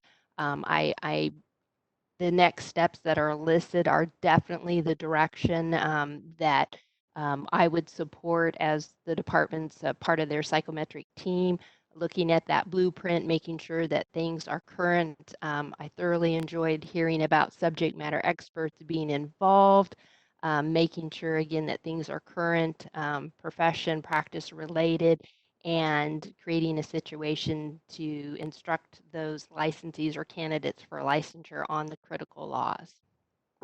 Thank you.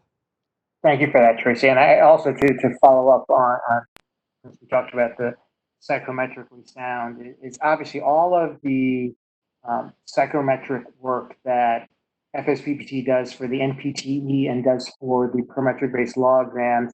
We do the same kind of psychometric review for the JAM product. So on an annual basis, we are reviewing item performance. We are, when appropriate, if we see that items are not performing appropriately, we do identify them and we work with the board to determine, is this a bad item, or is it just really an item that many of your licensees and applicants don't know, but the content, even though it's a very good item, and like, for example, with Florida, they've started using that kind of information as learning opportunities for their licensees. If we found items that are good items that aren't performing well, maybe an opportunity for the board to be able to help educate their licensees.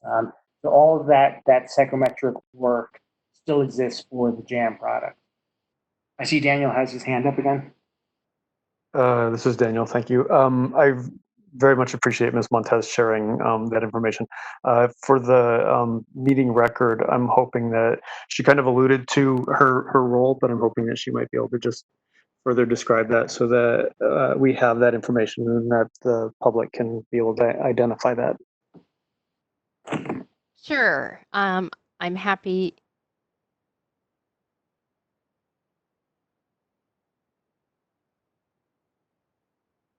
Can you hear me? Yes. Okay, great. Sorry about that. Okay, so my role with the department, I'm the Division Chief of Programs and Policy Review, and the Office of Professional Examination Services is one of the units in my division. It functions like an internal consulting unit within the department, providing psychometric services to our various boards and bureaus. That's actually the unit I grew up in. I have about 30 years of testing experience. I consider myself a psychometrician. I've worked with Jason over the years and many of our boards and bureaus. So again, always just thrilled to hear that we have boards following those standards. What I always like to share with the board members and stakeholders and associations is that this is a science. It's not unique to the Department of Consumer Affairs. It applies on a state, national, and international level, and that this is how we make sure our exams are fair and valid and legally defensible. So again, very pleased to hear all the work that's gone into this, and again, at the same time, trying to reduce barriers to licensure. We just don't need to create unnecessary hurdles for individuals trying to get into the profession, but at the same time managing consumer protection. Any questions? Thank you very much for sharing that information. You're welcome.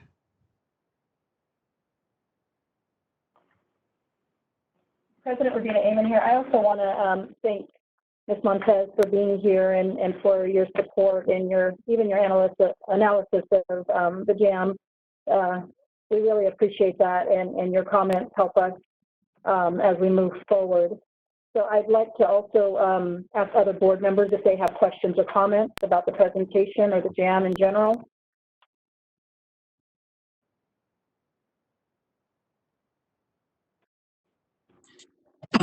Tanya McMillan, just a quick question. What is the timeline for all of this to take place?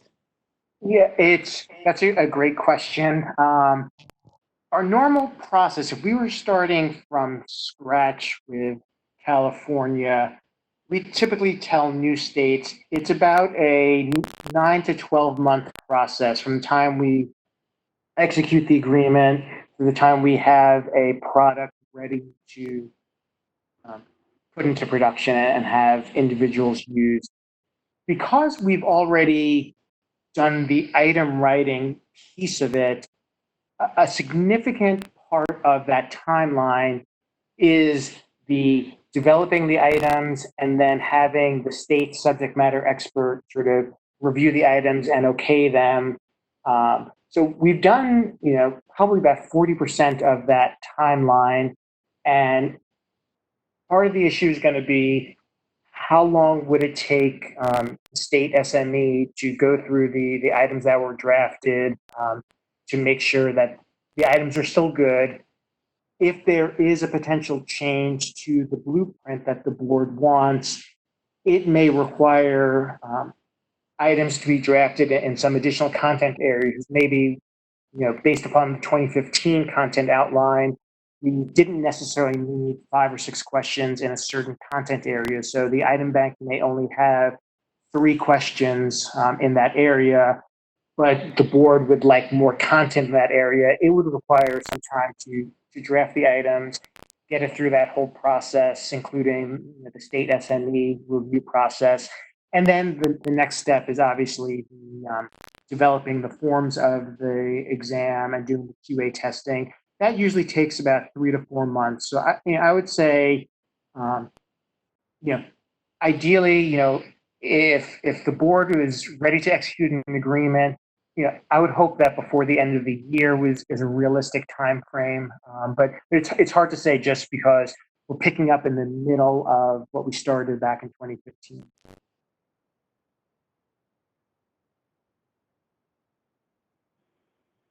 So Jason here. So hard to say, but at the very least, we have a little bit of a head start.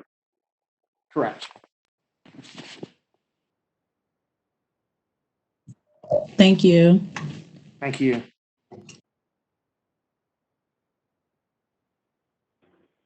Any other board discussion? I see Daniel has his hand up. Again, this is Daniel. I'm wondering about who takes responsibility for when laws or regulations change or modified or new ones are created for updating the information that is part of the questions that are part of the JAM? It falls on FSBPT in partnership with the board. So typically what will happen, and that's a lot of what I do on a day-to-day basis, just other responsibilities, is we have a service where we get emails anytime there is pending legislation or pending rules changes that we use keyword searches. So typically what will happen is either the board administrator will give me a heads up that the board is looking at making some changes, or I'll see that rule draft was filed with whatever the process in that state is. Our process then is we start looking at the changes that are being proposed, will there be any impact on any of the items in the item bank? So for a JAM, we're not just looking at, is this still a valid item? It may be that the item's not impacted, but the reference or the rationale is slightly changed. And since we share the references and rationales, if somebody gets the answer incorrectly, we need to make sure we update that item to correct that. We also have to update the reference document whenever there are any changes. So even if there's no impact on any of the items, at the very least, we need to update the reference documents so that they are reflecting the current laws and rules. One of the big benefits of the JAM over the law exam is that if there are changes that are required, the process to update the JAM is significantly shorter than it is to update the law exams, because with Prometric, anytime we were to make a change to an item that's on a Prometric-based exam, we then have to have a whole process with Prometric where we roll out new forms of the exam. That takes some time. And so there may be a significant lag between when a change were to happen in your statute or your regulations that would require us to modify a question on the exam before that question actually is on a live form of the law exam. So with the JAMs, since we don't have to worry about rolling out forms of the exam to Prometric and that whole process, it's not always that the day the rule goes into effect, we are able to have the JAM reflecting that, but we are able to do it in a much shorter time frame after there is a change to the statute or the rules. I hope that answered your question. Yes, it does. Thank you. Okay,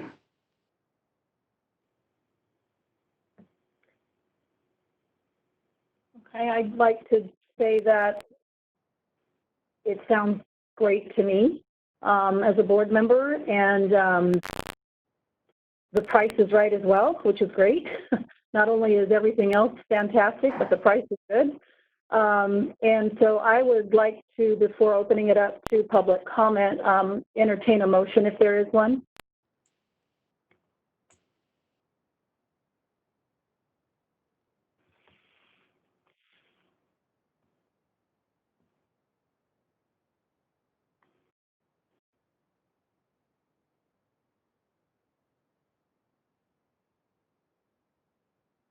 Madam President, this is Daniel. I'm not sure, looking at the agenda item specifically, I don't know that this is an option for action at this point. I can say there is. Okay, go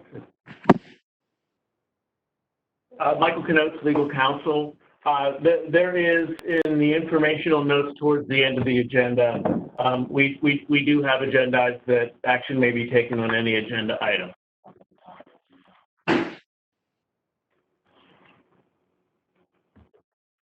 Thank you for that clarification.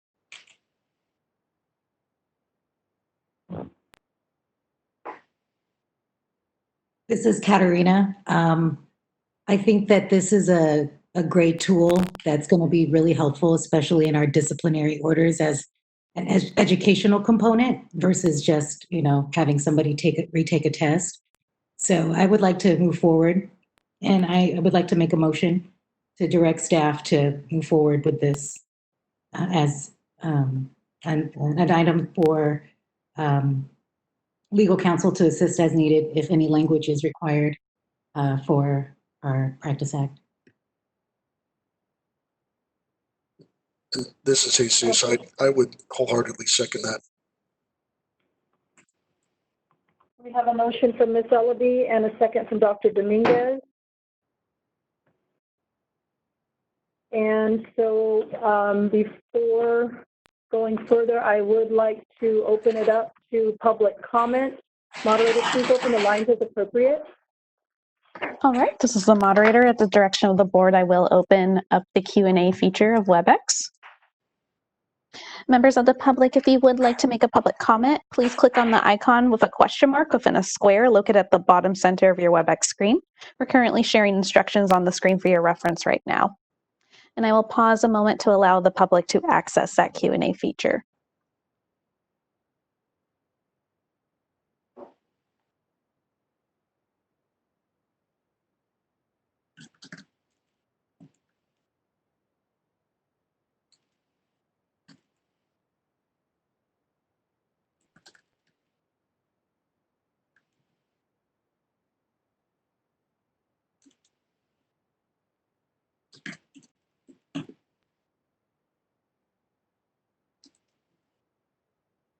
This is a moderator. At this time, it looks like there are no requests for public comment. Would you like me to close the Q&A feature now? Yes, please. Thank you. All right, the Q&A feature is now closed. Thank you, moderator. Okay, any further board discussion?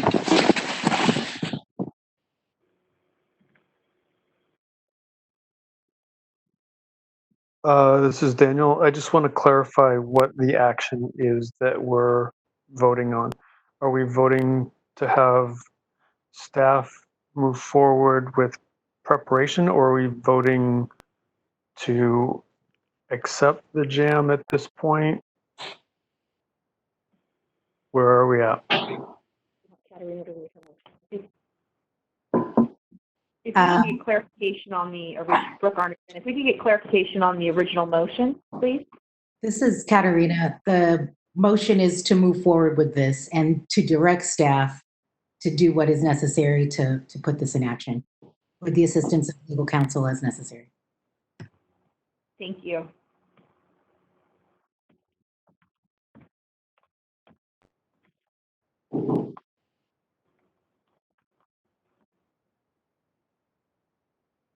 This is Jesus real quick, and that's what I seconded. I don't think the jam's still on the burner, Dr. Drummer. It's not ready to serve yet.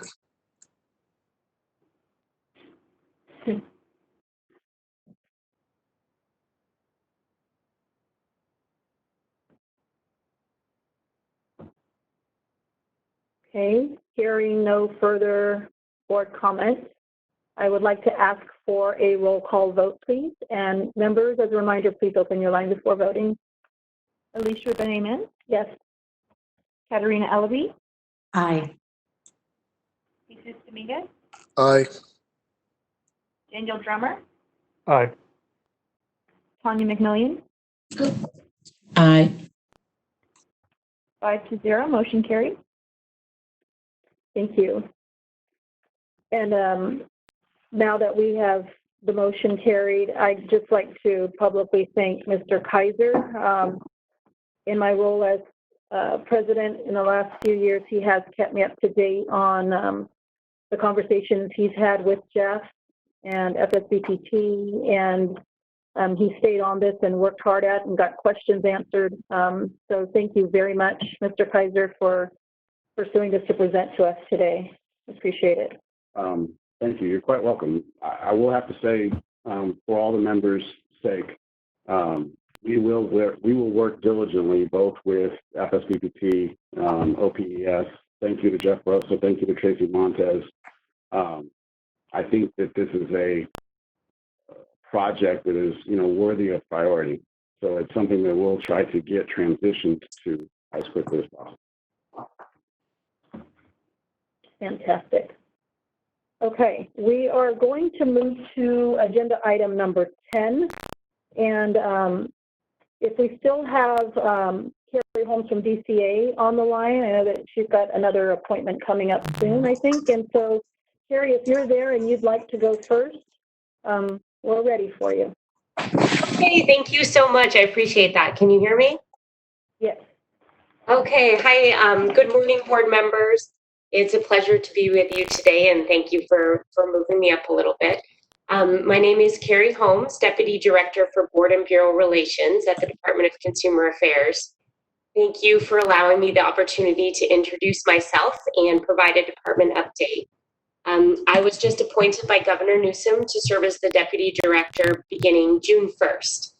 I look forward to working with Director Kim Kirkmeyer and all the boards and bureaus to improve consumer protection in California. In January, Governor Newsom appointed Lourdes Castro Ramirez as the new Secretary of the Business, Consumer Services, and Housing Agency. In addition, March 5th, Governor Newsom appointed Jennifer Simoes as the department's Deputy Director of Legislation. And finally, on April 16th, Christine Lally was appointed by Governor Newsom as the Chief Deputy Director of DCA. Ms. Lally most recently served as Deputy Director of the Medical Board of California. And prior to that, she was Deputy Director of Board and Bureau Relations at DCA. So I have some big shoes to fill. As you know, over the last few months, COVID-19 has altered the way DCA does business now and the way we will do business in the future. DCA temporarily closed all offices to the public in March in response to the state and local stay-at-home orders to help reduce the spread of COVID-19. DCA and the boards and bureaus within DCA have implemented telework plans and have required physical distancing for those employees who cannot telework. The licensing and enforcement functions at the boards and bureaus are continuing to take place, though several functions are done remotely. I'm happy to report that following a detailed risk assessment and implementation of a COVID-19 prevention plan, DC offices reopened to the public on June 15th. DCA has implemented preventative measures to safeguard the health and safety of our employees and visitors. And we're also looking at identifying areas where changes could be made on an ongoing basis for some process efficiencies. We are truly grateful to you for your continued service and to all the staff for being so flexible. I know you have assigned someone to contact tracing, and that's so essential to opening up and keeping people safe and healthy. So thank you to them and thank you. I was also going to give an update on waivers, but Jason did such a thorough and great job. I'm going to skip that part. But I will update you on another ongoing project, the website ADA compliance. DCA is continuing its ongoing efforts to encourage boards and bureaus to bring all web postings, including meeting materials, into compliance with the American with Disabilities Act, ADA. Just like the laws that govern physical accessibility, California government code requires state agencies to make websites accessible to people with disabilities. DCA's Office of Information Services, or OIS, is continuing to find ways to bring all boards and bureaus into compliance with state law by having our old documents converted into ADA accessible web documents by the end of this year. Further, it's continuing to work with boards and bureaus staff to ensure that all documents posted on DCA's websites are compliant moving forward. Currently, OIS is offering ADA remediation training to DCA staff to educate them about the process of converting web documents for ADA accessibility. Accordingly, even while exercising social distancing by teleworking, staff is still working towards this goal. So if you have any questions or you need anything from DCA, please don't hesitate to reach out. I am new, so I might not have the answer right now, but I will find it for you. Board and Bureau Relations is here to help. Thank you again for inviting me to your meeting, and I look forward to the day when we can meet in person. Thank you, Carrie. President Ravina Amon here. Welcome aboard. And, you know, we had participation from DCA leadership at prior board meetings when able, so you're always welcome to join us or send a memo or even another representative. And I'm just curious if that is something that you or department leadership is still planning to do, to have someone report out at our meetings.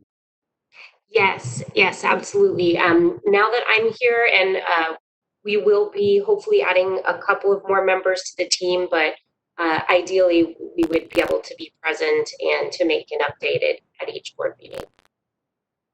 Thank you very much. Thank you. Any questions from board members? This is Jesus. Just thank you so much for that presentation. Just a general question out of curiosity. I wonder how our current website would be graded in terms of ADA compliance. I really don't know the answer to that. That's a great question. Jason may have more details about where you are in the process, and if not, I can get back to you on that. Thank you.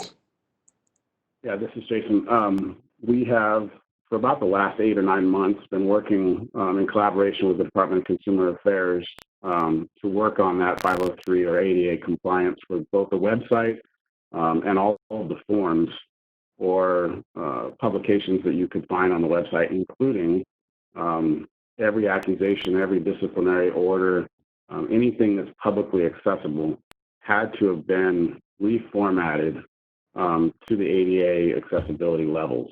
At this point, I think we're in a very good position. The website is has what they call a satisfactory rating.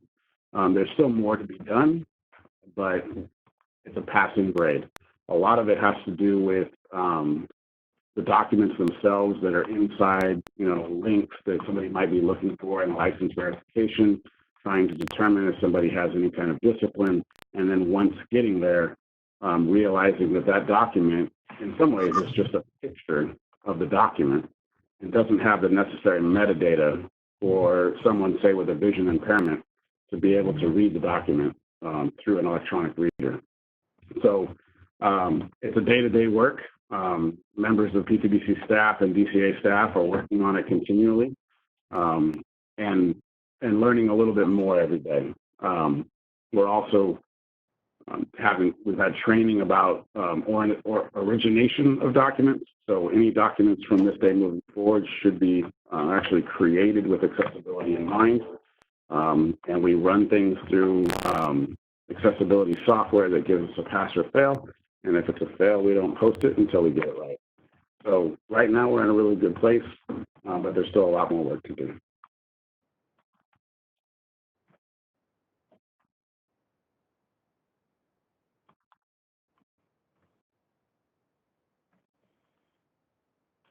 Okay. Any other board comments or questions for Carrie?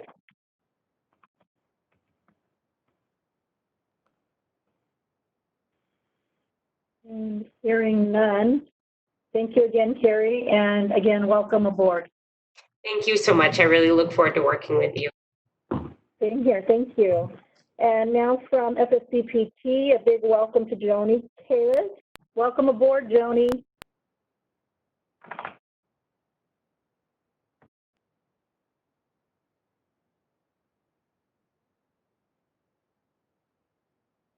Give her a second to get on. Joni, are you there? This is she got her mic unmuted. Sorry about that. Hi, Joni. Good morning, everyone. Madam President and members of the board, thank you so much for having me. My name is Joni Kalis, and I'm a member of the Federation Board of Directors, and California is one of my liaison states. So I'm really happy to be joining you. And listening to your discussion brought back some really nice memories of when I served on a licensing board.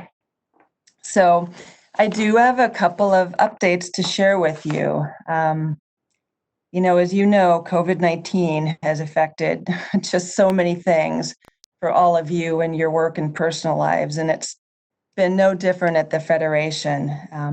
Many of the staff have been working from home, though there is a plan to be transitioning back to doing more work in the office around August.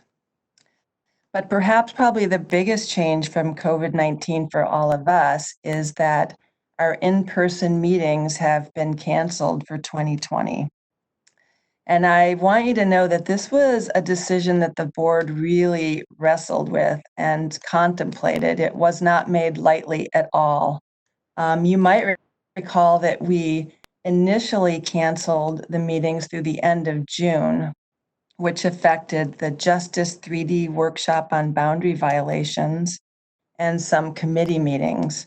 And I know that many of you were pretty disappointed about the cancellation of Justice 3D, but we are looking to reschedule that for next year. But by May, we could really see that folks were still at home, people weren't traveling, and there were restrictions on state travel, which would actually affect our membership being able to attend these meetings. And so we just felt that we'd be best and the safest to just cancel our meetings for the rest of 2020. We also wanted to give you plenty of advance notice, so that you could make your appropriate plans, and also to help us minimize costs associated with reserving these hotel rooms and meeting rooms. Plus, the board just wanted to see if we could challenge the staff enough to see if they can put together some really engaging and meaningful virtual meetings. And of course, we have every confidence that they will. So you guys have talked about this, but the first meeting will be our virtual life on July 22nd, and this is a Wednesday. The meeting updates will take place from 6 to 7:30, and that's Eastern Standard Time. So for those of us on the West Coast here, 3 to 4:30. And updates are going to include things like healthy practice, minimum data set, exam updates, ethics and legislation report, probably some talk about the bylaws, and perhaps the Medicare issues that were associated with the compact, which has been resolved. Then there will be a little break, and then we'll have the first candidate forum, which takes place from 8 to 9 Eastern Time. And many of you have been to the forum or even been part of the forum. And this is an opportunity for the delegates and the alternate delegates to get to know the candidates who are running for the board of directors and also the nominating committee. And this is actually required for the delegates. And then our virtual annual meeting will be held on October 22nd, which is a Thursday, and then October 24th, which is a Saturday. So on October 22nd, we'll have the second candidate forum, which is that additional time that you can get your eyes on all the candidates. And also there's opportunities to ask them questions. And then on October 24th, which is the Saturday, there will be the delegate workshop and the delegate assembly. Now, one of the best things about the annual meeting is all the education that takes place. And it's the plan for us to provide education throughout the rest of the year to be done virtually. And staff is working diligently now to identify speakers. And so stay tuned for those announcements. Certainly our hope for 2021 to get back to some in-person meetings, because as you know, they're just such informative meetings, and it's such a great time to network with other people from other jurisdictions and to just exchange ideas. And so we're very hopeful to get back to that. So stay tuned. And the other thing I wanted to update you on is the Npt testing, and you guys have talked about this already as well.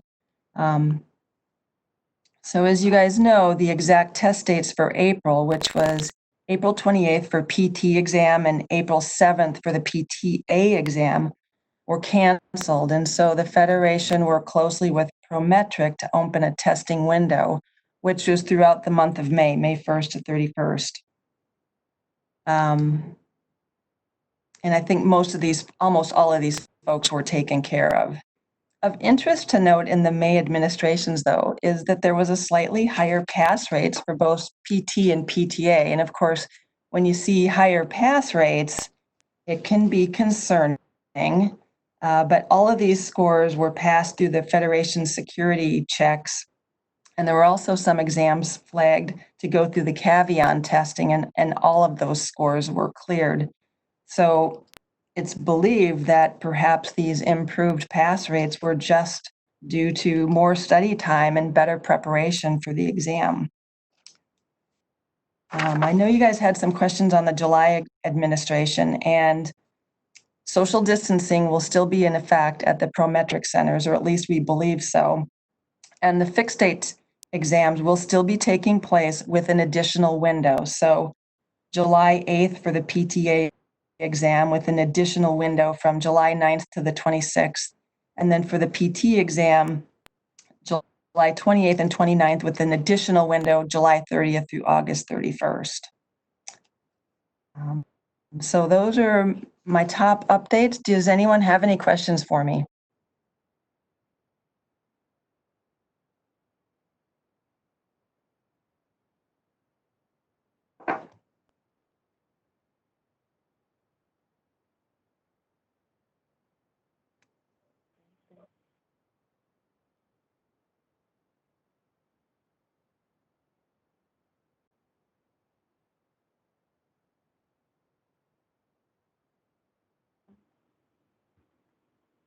Sounds like you did a thorough job, Joni. Thank you so much.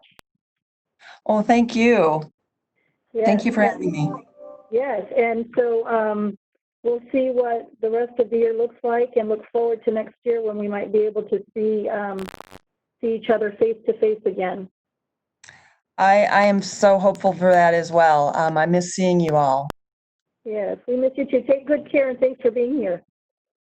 My pleasure. Thank you again. You're welcome. Sorry, Madam President. This is Daniel. Go right ahead. Jenny, I was wondering if there was any indication yet as to the location of where the 2021 annual meeting would be. Florida. Thank you. So this is Jason Kaiser. Joni, not to pick on you, so 2020 was supposed to be here in California. And I think it's going to come back to California because, you know, we'd already had a big block of hotel rooms in Orange County for the annual meeting. So what I've heard is that it's going to come back to California. Okay. And that's correct. It's going to be at the same hotel that was supposed to be this year, just in 2022. Okay. Thank you. This is Jesus real quick. It's in Jacksonville, Florida next year. And I think it'll be back in Orange, California the following year. Yep, 2022. What a font of information you are, Dr. Dominguez. Thank you, Dr. Drummer. I've been on the education committee for 2 years now and have not been able to attend an annual meeting other than to plan for them.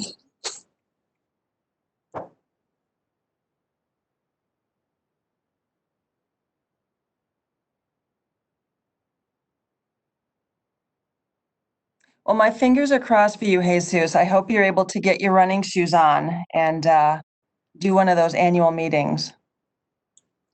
Thanks, Joni.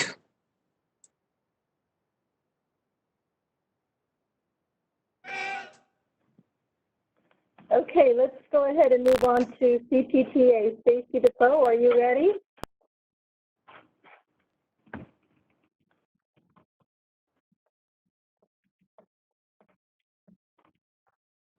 You must be starving.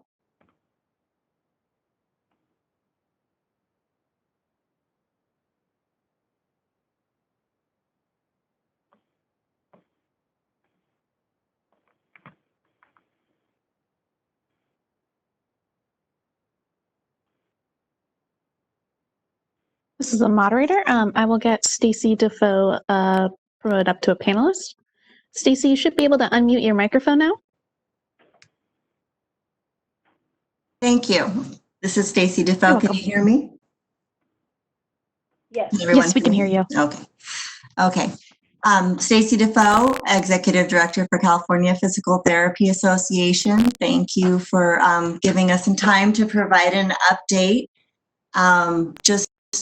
We'll go over a couple of things, and then if there are any questions, but just like the board and the Federation and everyone else, with the onset of the pandemic, we as a staff have been working remotely with staggered schedules for those of us who are coming into the office here and there. And but we did transition. We're able to transition pretty quickly to a remote environment. So we're thankful that we had some things in place already that allowed us to make that transition. At this point, we're watching the guidelines and making decisions on when we will start transitioning back into the office, but we don't have concrete plans for now. We're kind of a wait and see, but we are here and available for our members and for public who have questions. We're able to respond still pretty quickly. We did travel. We canceled our travel through September. That's the current sort of travel deadline, but again, we're watching things closely and making decisions on whether travel will continue, the cancellation through the end of the year or not. But one thing we did just recently make a decision on, and our board struggled with this as well, and a lot of thought went into this and thoughtful discussion. But we have decided to transition our annual conference from an in-person event to a virtual event.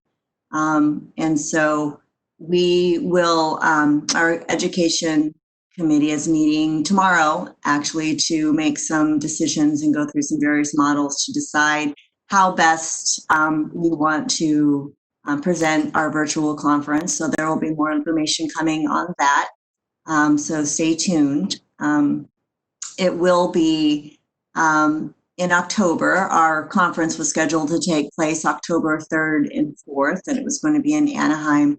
But because there are so many unknowns and for safety reasons and also financial reasons and wanting the ability to make that pivot as early as possible so that we could create a good virtual event for everyone, we decided to go ahead and make that decision now. So conference will be virtual, more to follow on that. Our assembly meeting will also be virtual, but we are looking into, again, some various models and options on how best to present that. And at this point, we are still continuing with the October 2nd date for our assembly meeting, just because we know that people have already planned for that, taken time off work and that sort of thing. So we want to hold that date.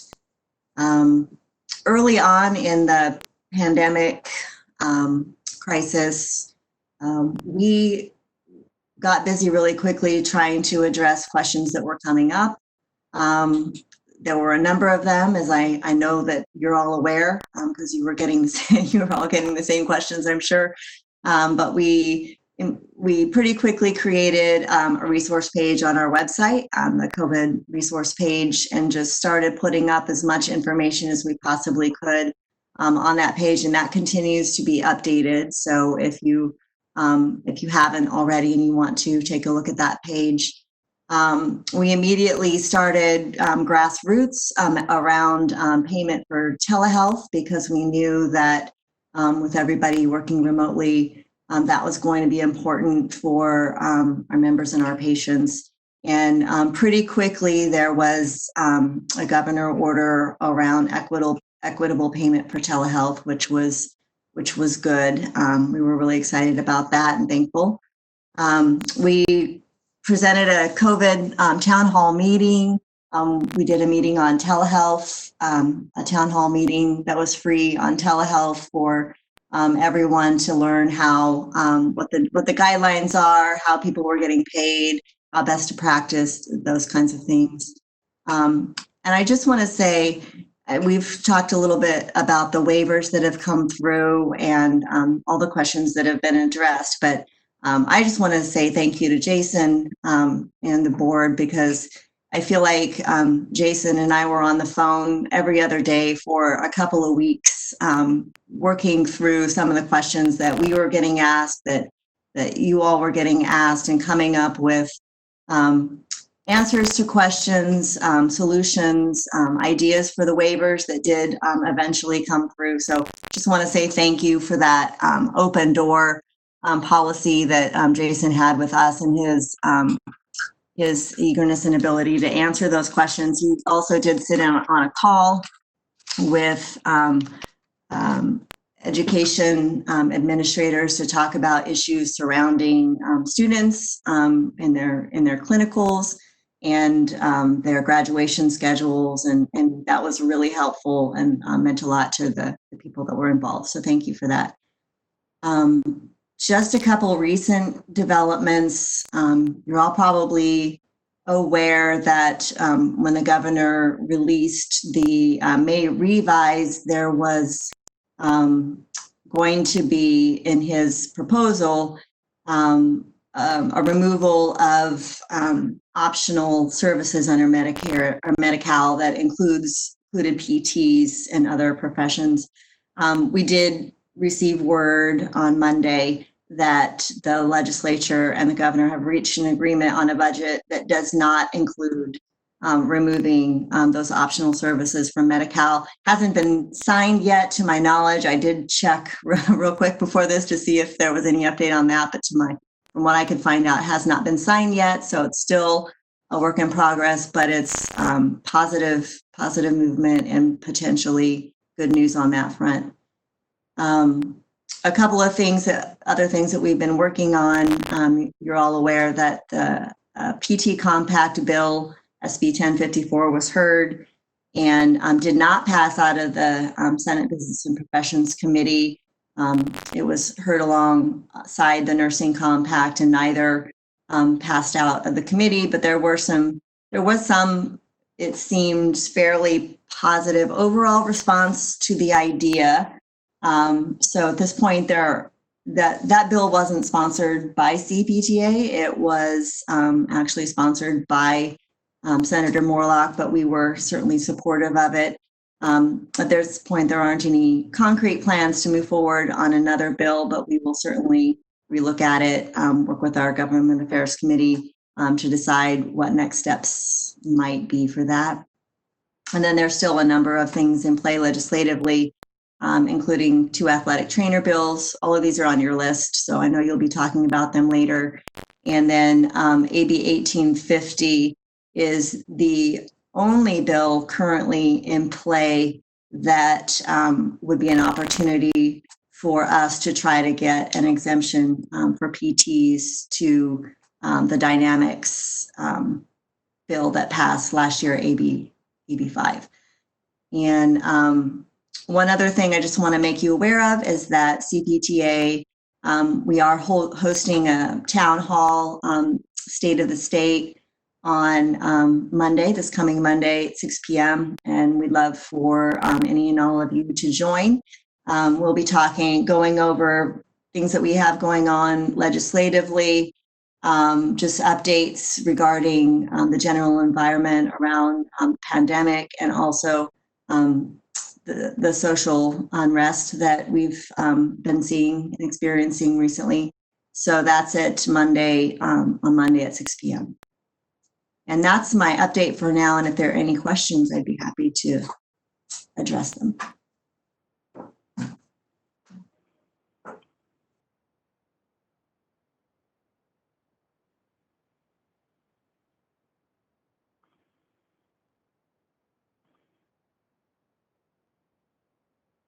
Doesn't sound like there are any. I don't know if I can see hands raised or anything like that.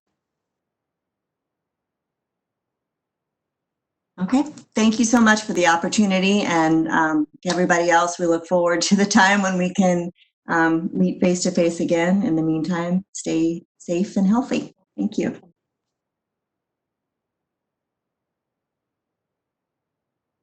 Am I on?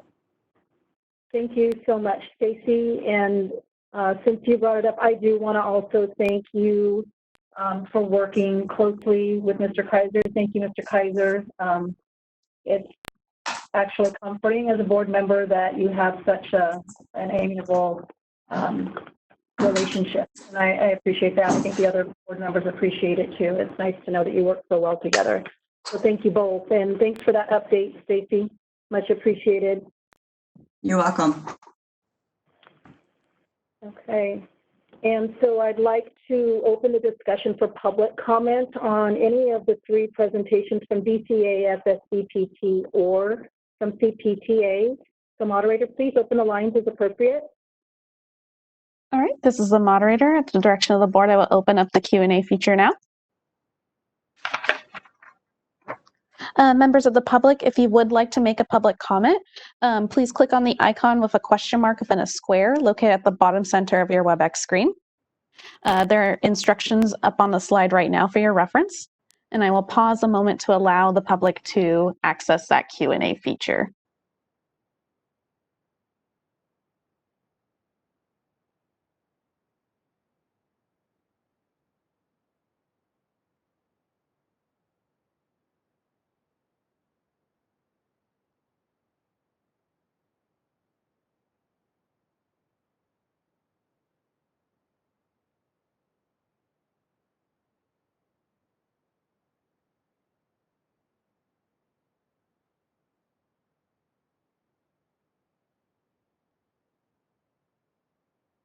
This is the moderator. It looks like at this time we do not have any requests for public comment. Would you like me to close the Q&A feature?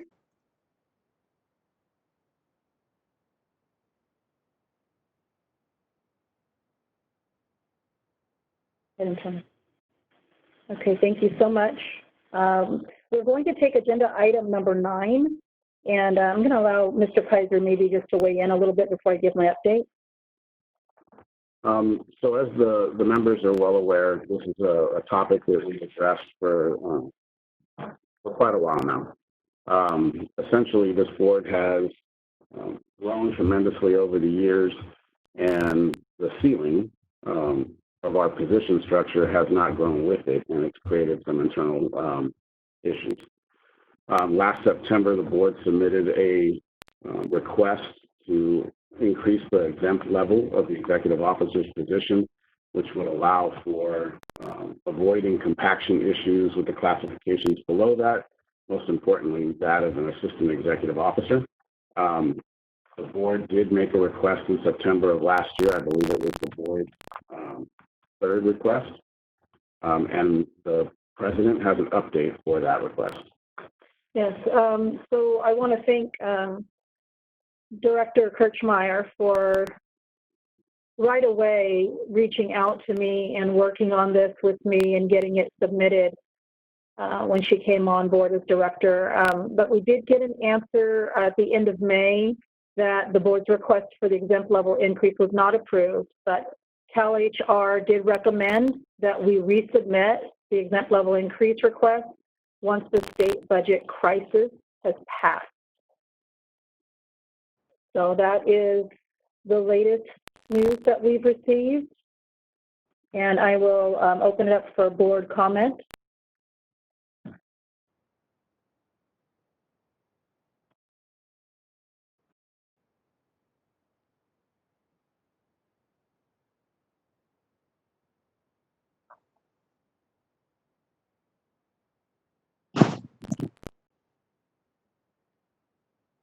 I think all of my, this is Daniel, I think all of my comments have been exhausted on this topic.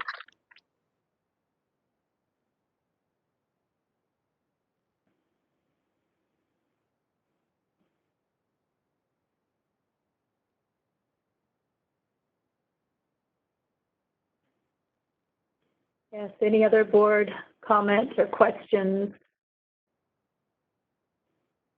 This is Katerina. I guess a resubmit is not a no, so it could be worse. I like that glass is half full perspective, Katerina. Thank you. And again, I will say, you know, it was really nice that it was one of the first things that Director Kirchmeier did when she came in was to help me get that submitted the right way. So that's another positive way to look at it. You know, the current climate we're in, just, I'm not surprised with the answer.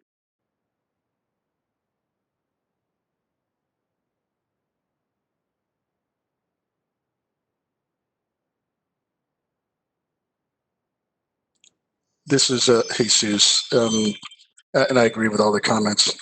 Dr. Drummer, you know, mine are definitely exhausted. You know, all I can think of to say is maybe we request of the DCA that they create a special resubmit button for our board, just to the left of the submit button. Seems like we're probably a standing agenda item on their board meeting.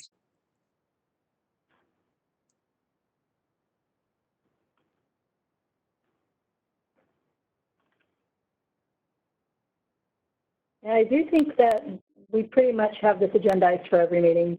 So, and rightfully so, just to keep it on our radar. So again, the recommendation was to resubmit once the state budget crisis has passed. So. Was there an indication as to exactly what that means?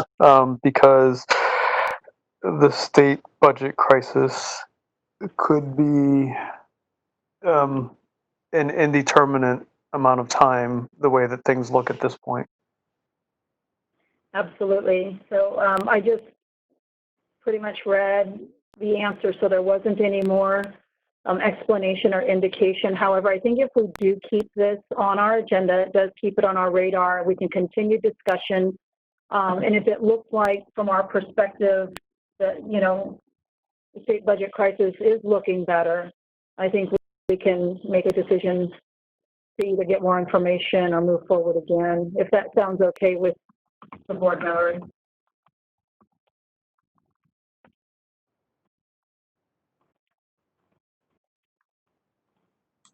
It's good. It's good by me, Tanya. This is Katerina. Until it's resolved, I think we should keep it on the agenda.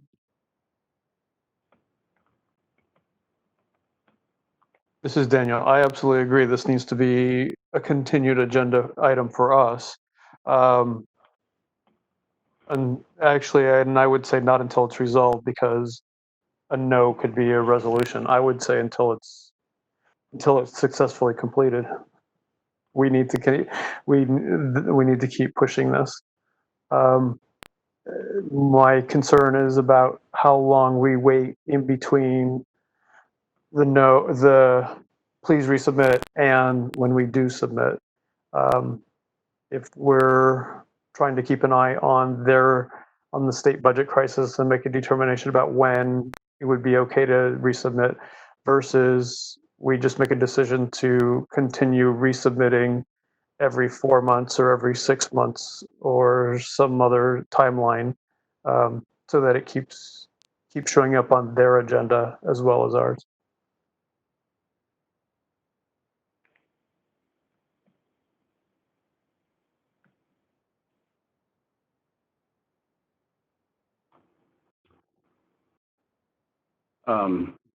If I can add to that, this is Jason. It's something that, as we've kind of worked over in the last few years, that we'll continue to monitor and work with DCA's personnel officer. If anything, our argument for this request has become more and more compelling upon each resubmittal. The statistics continue to build. The board continues to grow. And so staff and I will still continue and work deliberately with the HR unit at DCA to kind of, if you will, keep a pulse on this situation. And while I understand the current fiscal crisis, it has very little bearing really on the DCA's or the rest of the state's budget. It really does have more to do with the PTBC fund itself. And one of the things that we might consider in the near future, given our conversation earlier about sunset, is maybe identifying it as an issue in sunset to garner support from the BNP committee moving forward, or even having it, maybe the legislative statutes, maybe strengthened possibly. So again, we'll just continue to maintain the data packet that we use. We update it, about every 6 months, so the statistics are relevant. We'll just continue to do that, and at such time that the board wants to make that request, staff will be ready. This is Jesus. I think my hand flew under the radar there. I apologize. But maybe this is a question for Madam President. Did you get a sense that resubmit meant resubmit as is, or should we be thinking about putting a little fresh makeup on this request? Yeah, no indication that there was anything wrong with the package. So as I read that sentence, CalHR recommended that you resubmit your exempt level increase request once the state budget crisis has passed. If I'm reading into that sentence, it seems to me to be more about the state budget than our package. Our package is pretty darn compelling. And I just regret that the approval wasn't given before the crisis, because this is something we've needed for years. But here we are again. And this is Jason. Just to add to that, having experienced this a number of times now. I think that I agree with the president. The package itself is very compelling, but it's also by the numbers. DCA has shared with us that they consider it to be a model in request, and they use our requests and provide them to other boards and bureaus that are considering doing the same thing. Because we kind of take a hard line and there's no embellishments, there's not a lot of narrative, it's just really statistical and factual. So I don't know how much color we could apply to it at this point, but I'm open to it, and again, we'll just maintain the package such time as it's ready to resubmit. This is Jesus. Thank you for that, Jason. I didn't know that they considered it a model request, and I'm hopeful that at some point they consider it to be a successful model request. This is Daniel. Here. It's nice to be a role model, but it's also nice to be a compensated role model. Jason, I appreciate comments about that staff are continuing to update the statistics as they're appropriate. Would a board action be necessary to be able to continue support of that process? Or is it something that we're okay with just continuing the way under our current situation? There's no board action necessary. We're actually obligated to do it, and DCA is also obligated. Just really looking at the board and its size and determining what the appropriate structure is, and for great lengths of time, not doing it would be dereliction of duty. It's something that we're responsible for doing anyway.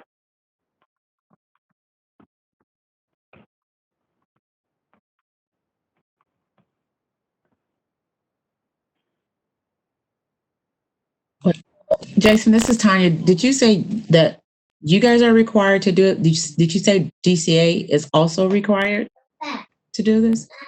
Yeah, the DCA personnel officer who in charge of providing human resources services through pro rata agreements is really our hub, our source of information, and even how to structure these requests. And so, frequently they'll take a look at a board and a bureau to determine its size and structure. And if too much time has passed or too much growth has been obtained in a short period of time, make a recommendation to a board or bureau that that classification should be reassessed.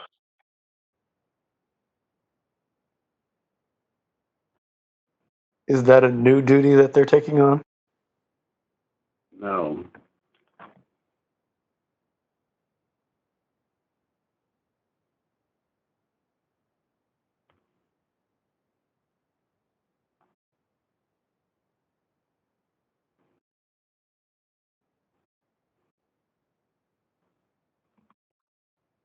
Any other comments or questions from the board?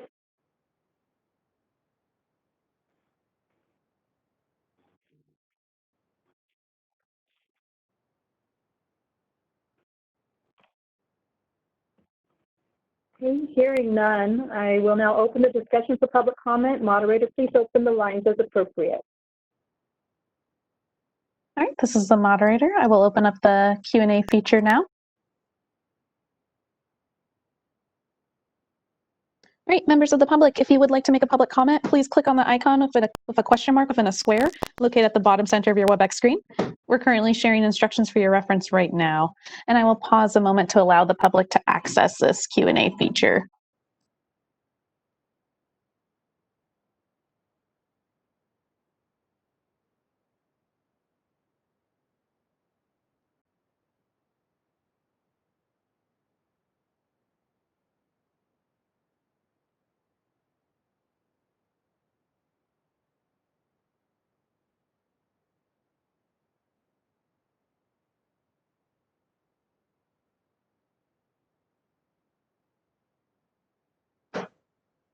This is the moderator. It looks like there are no requests for public comment. Would you like me to close the Q&A feature now? Yes, please. Thank you. Great. Q&A feature is now closed. Thank you. It's 12:15 now. I'd like to suggest that we take a recess for lunch. And If it's okay with the board members, I'd like to request that we take 45 minutes and come back and start exactly at 1 o'clock. Anyone have issue with that or think they have another idea?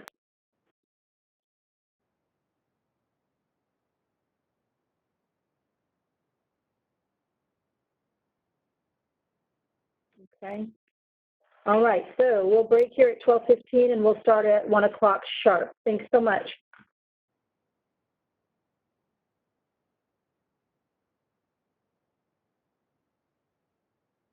All right, this is the moderator. Members of the public, we will be going on recess and be returning at 1 o'clock. Thank you.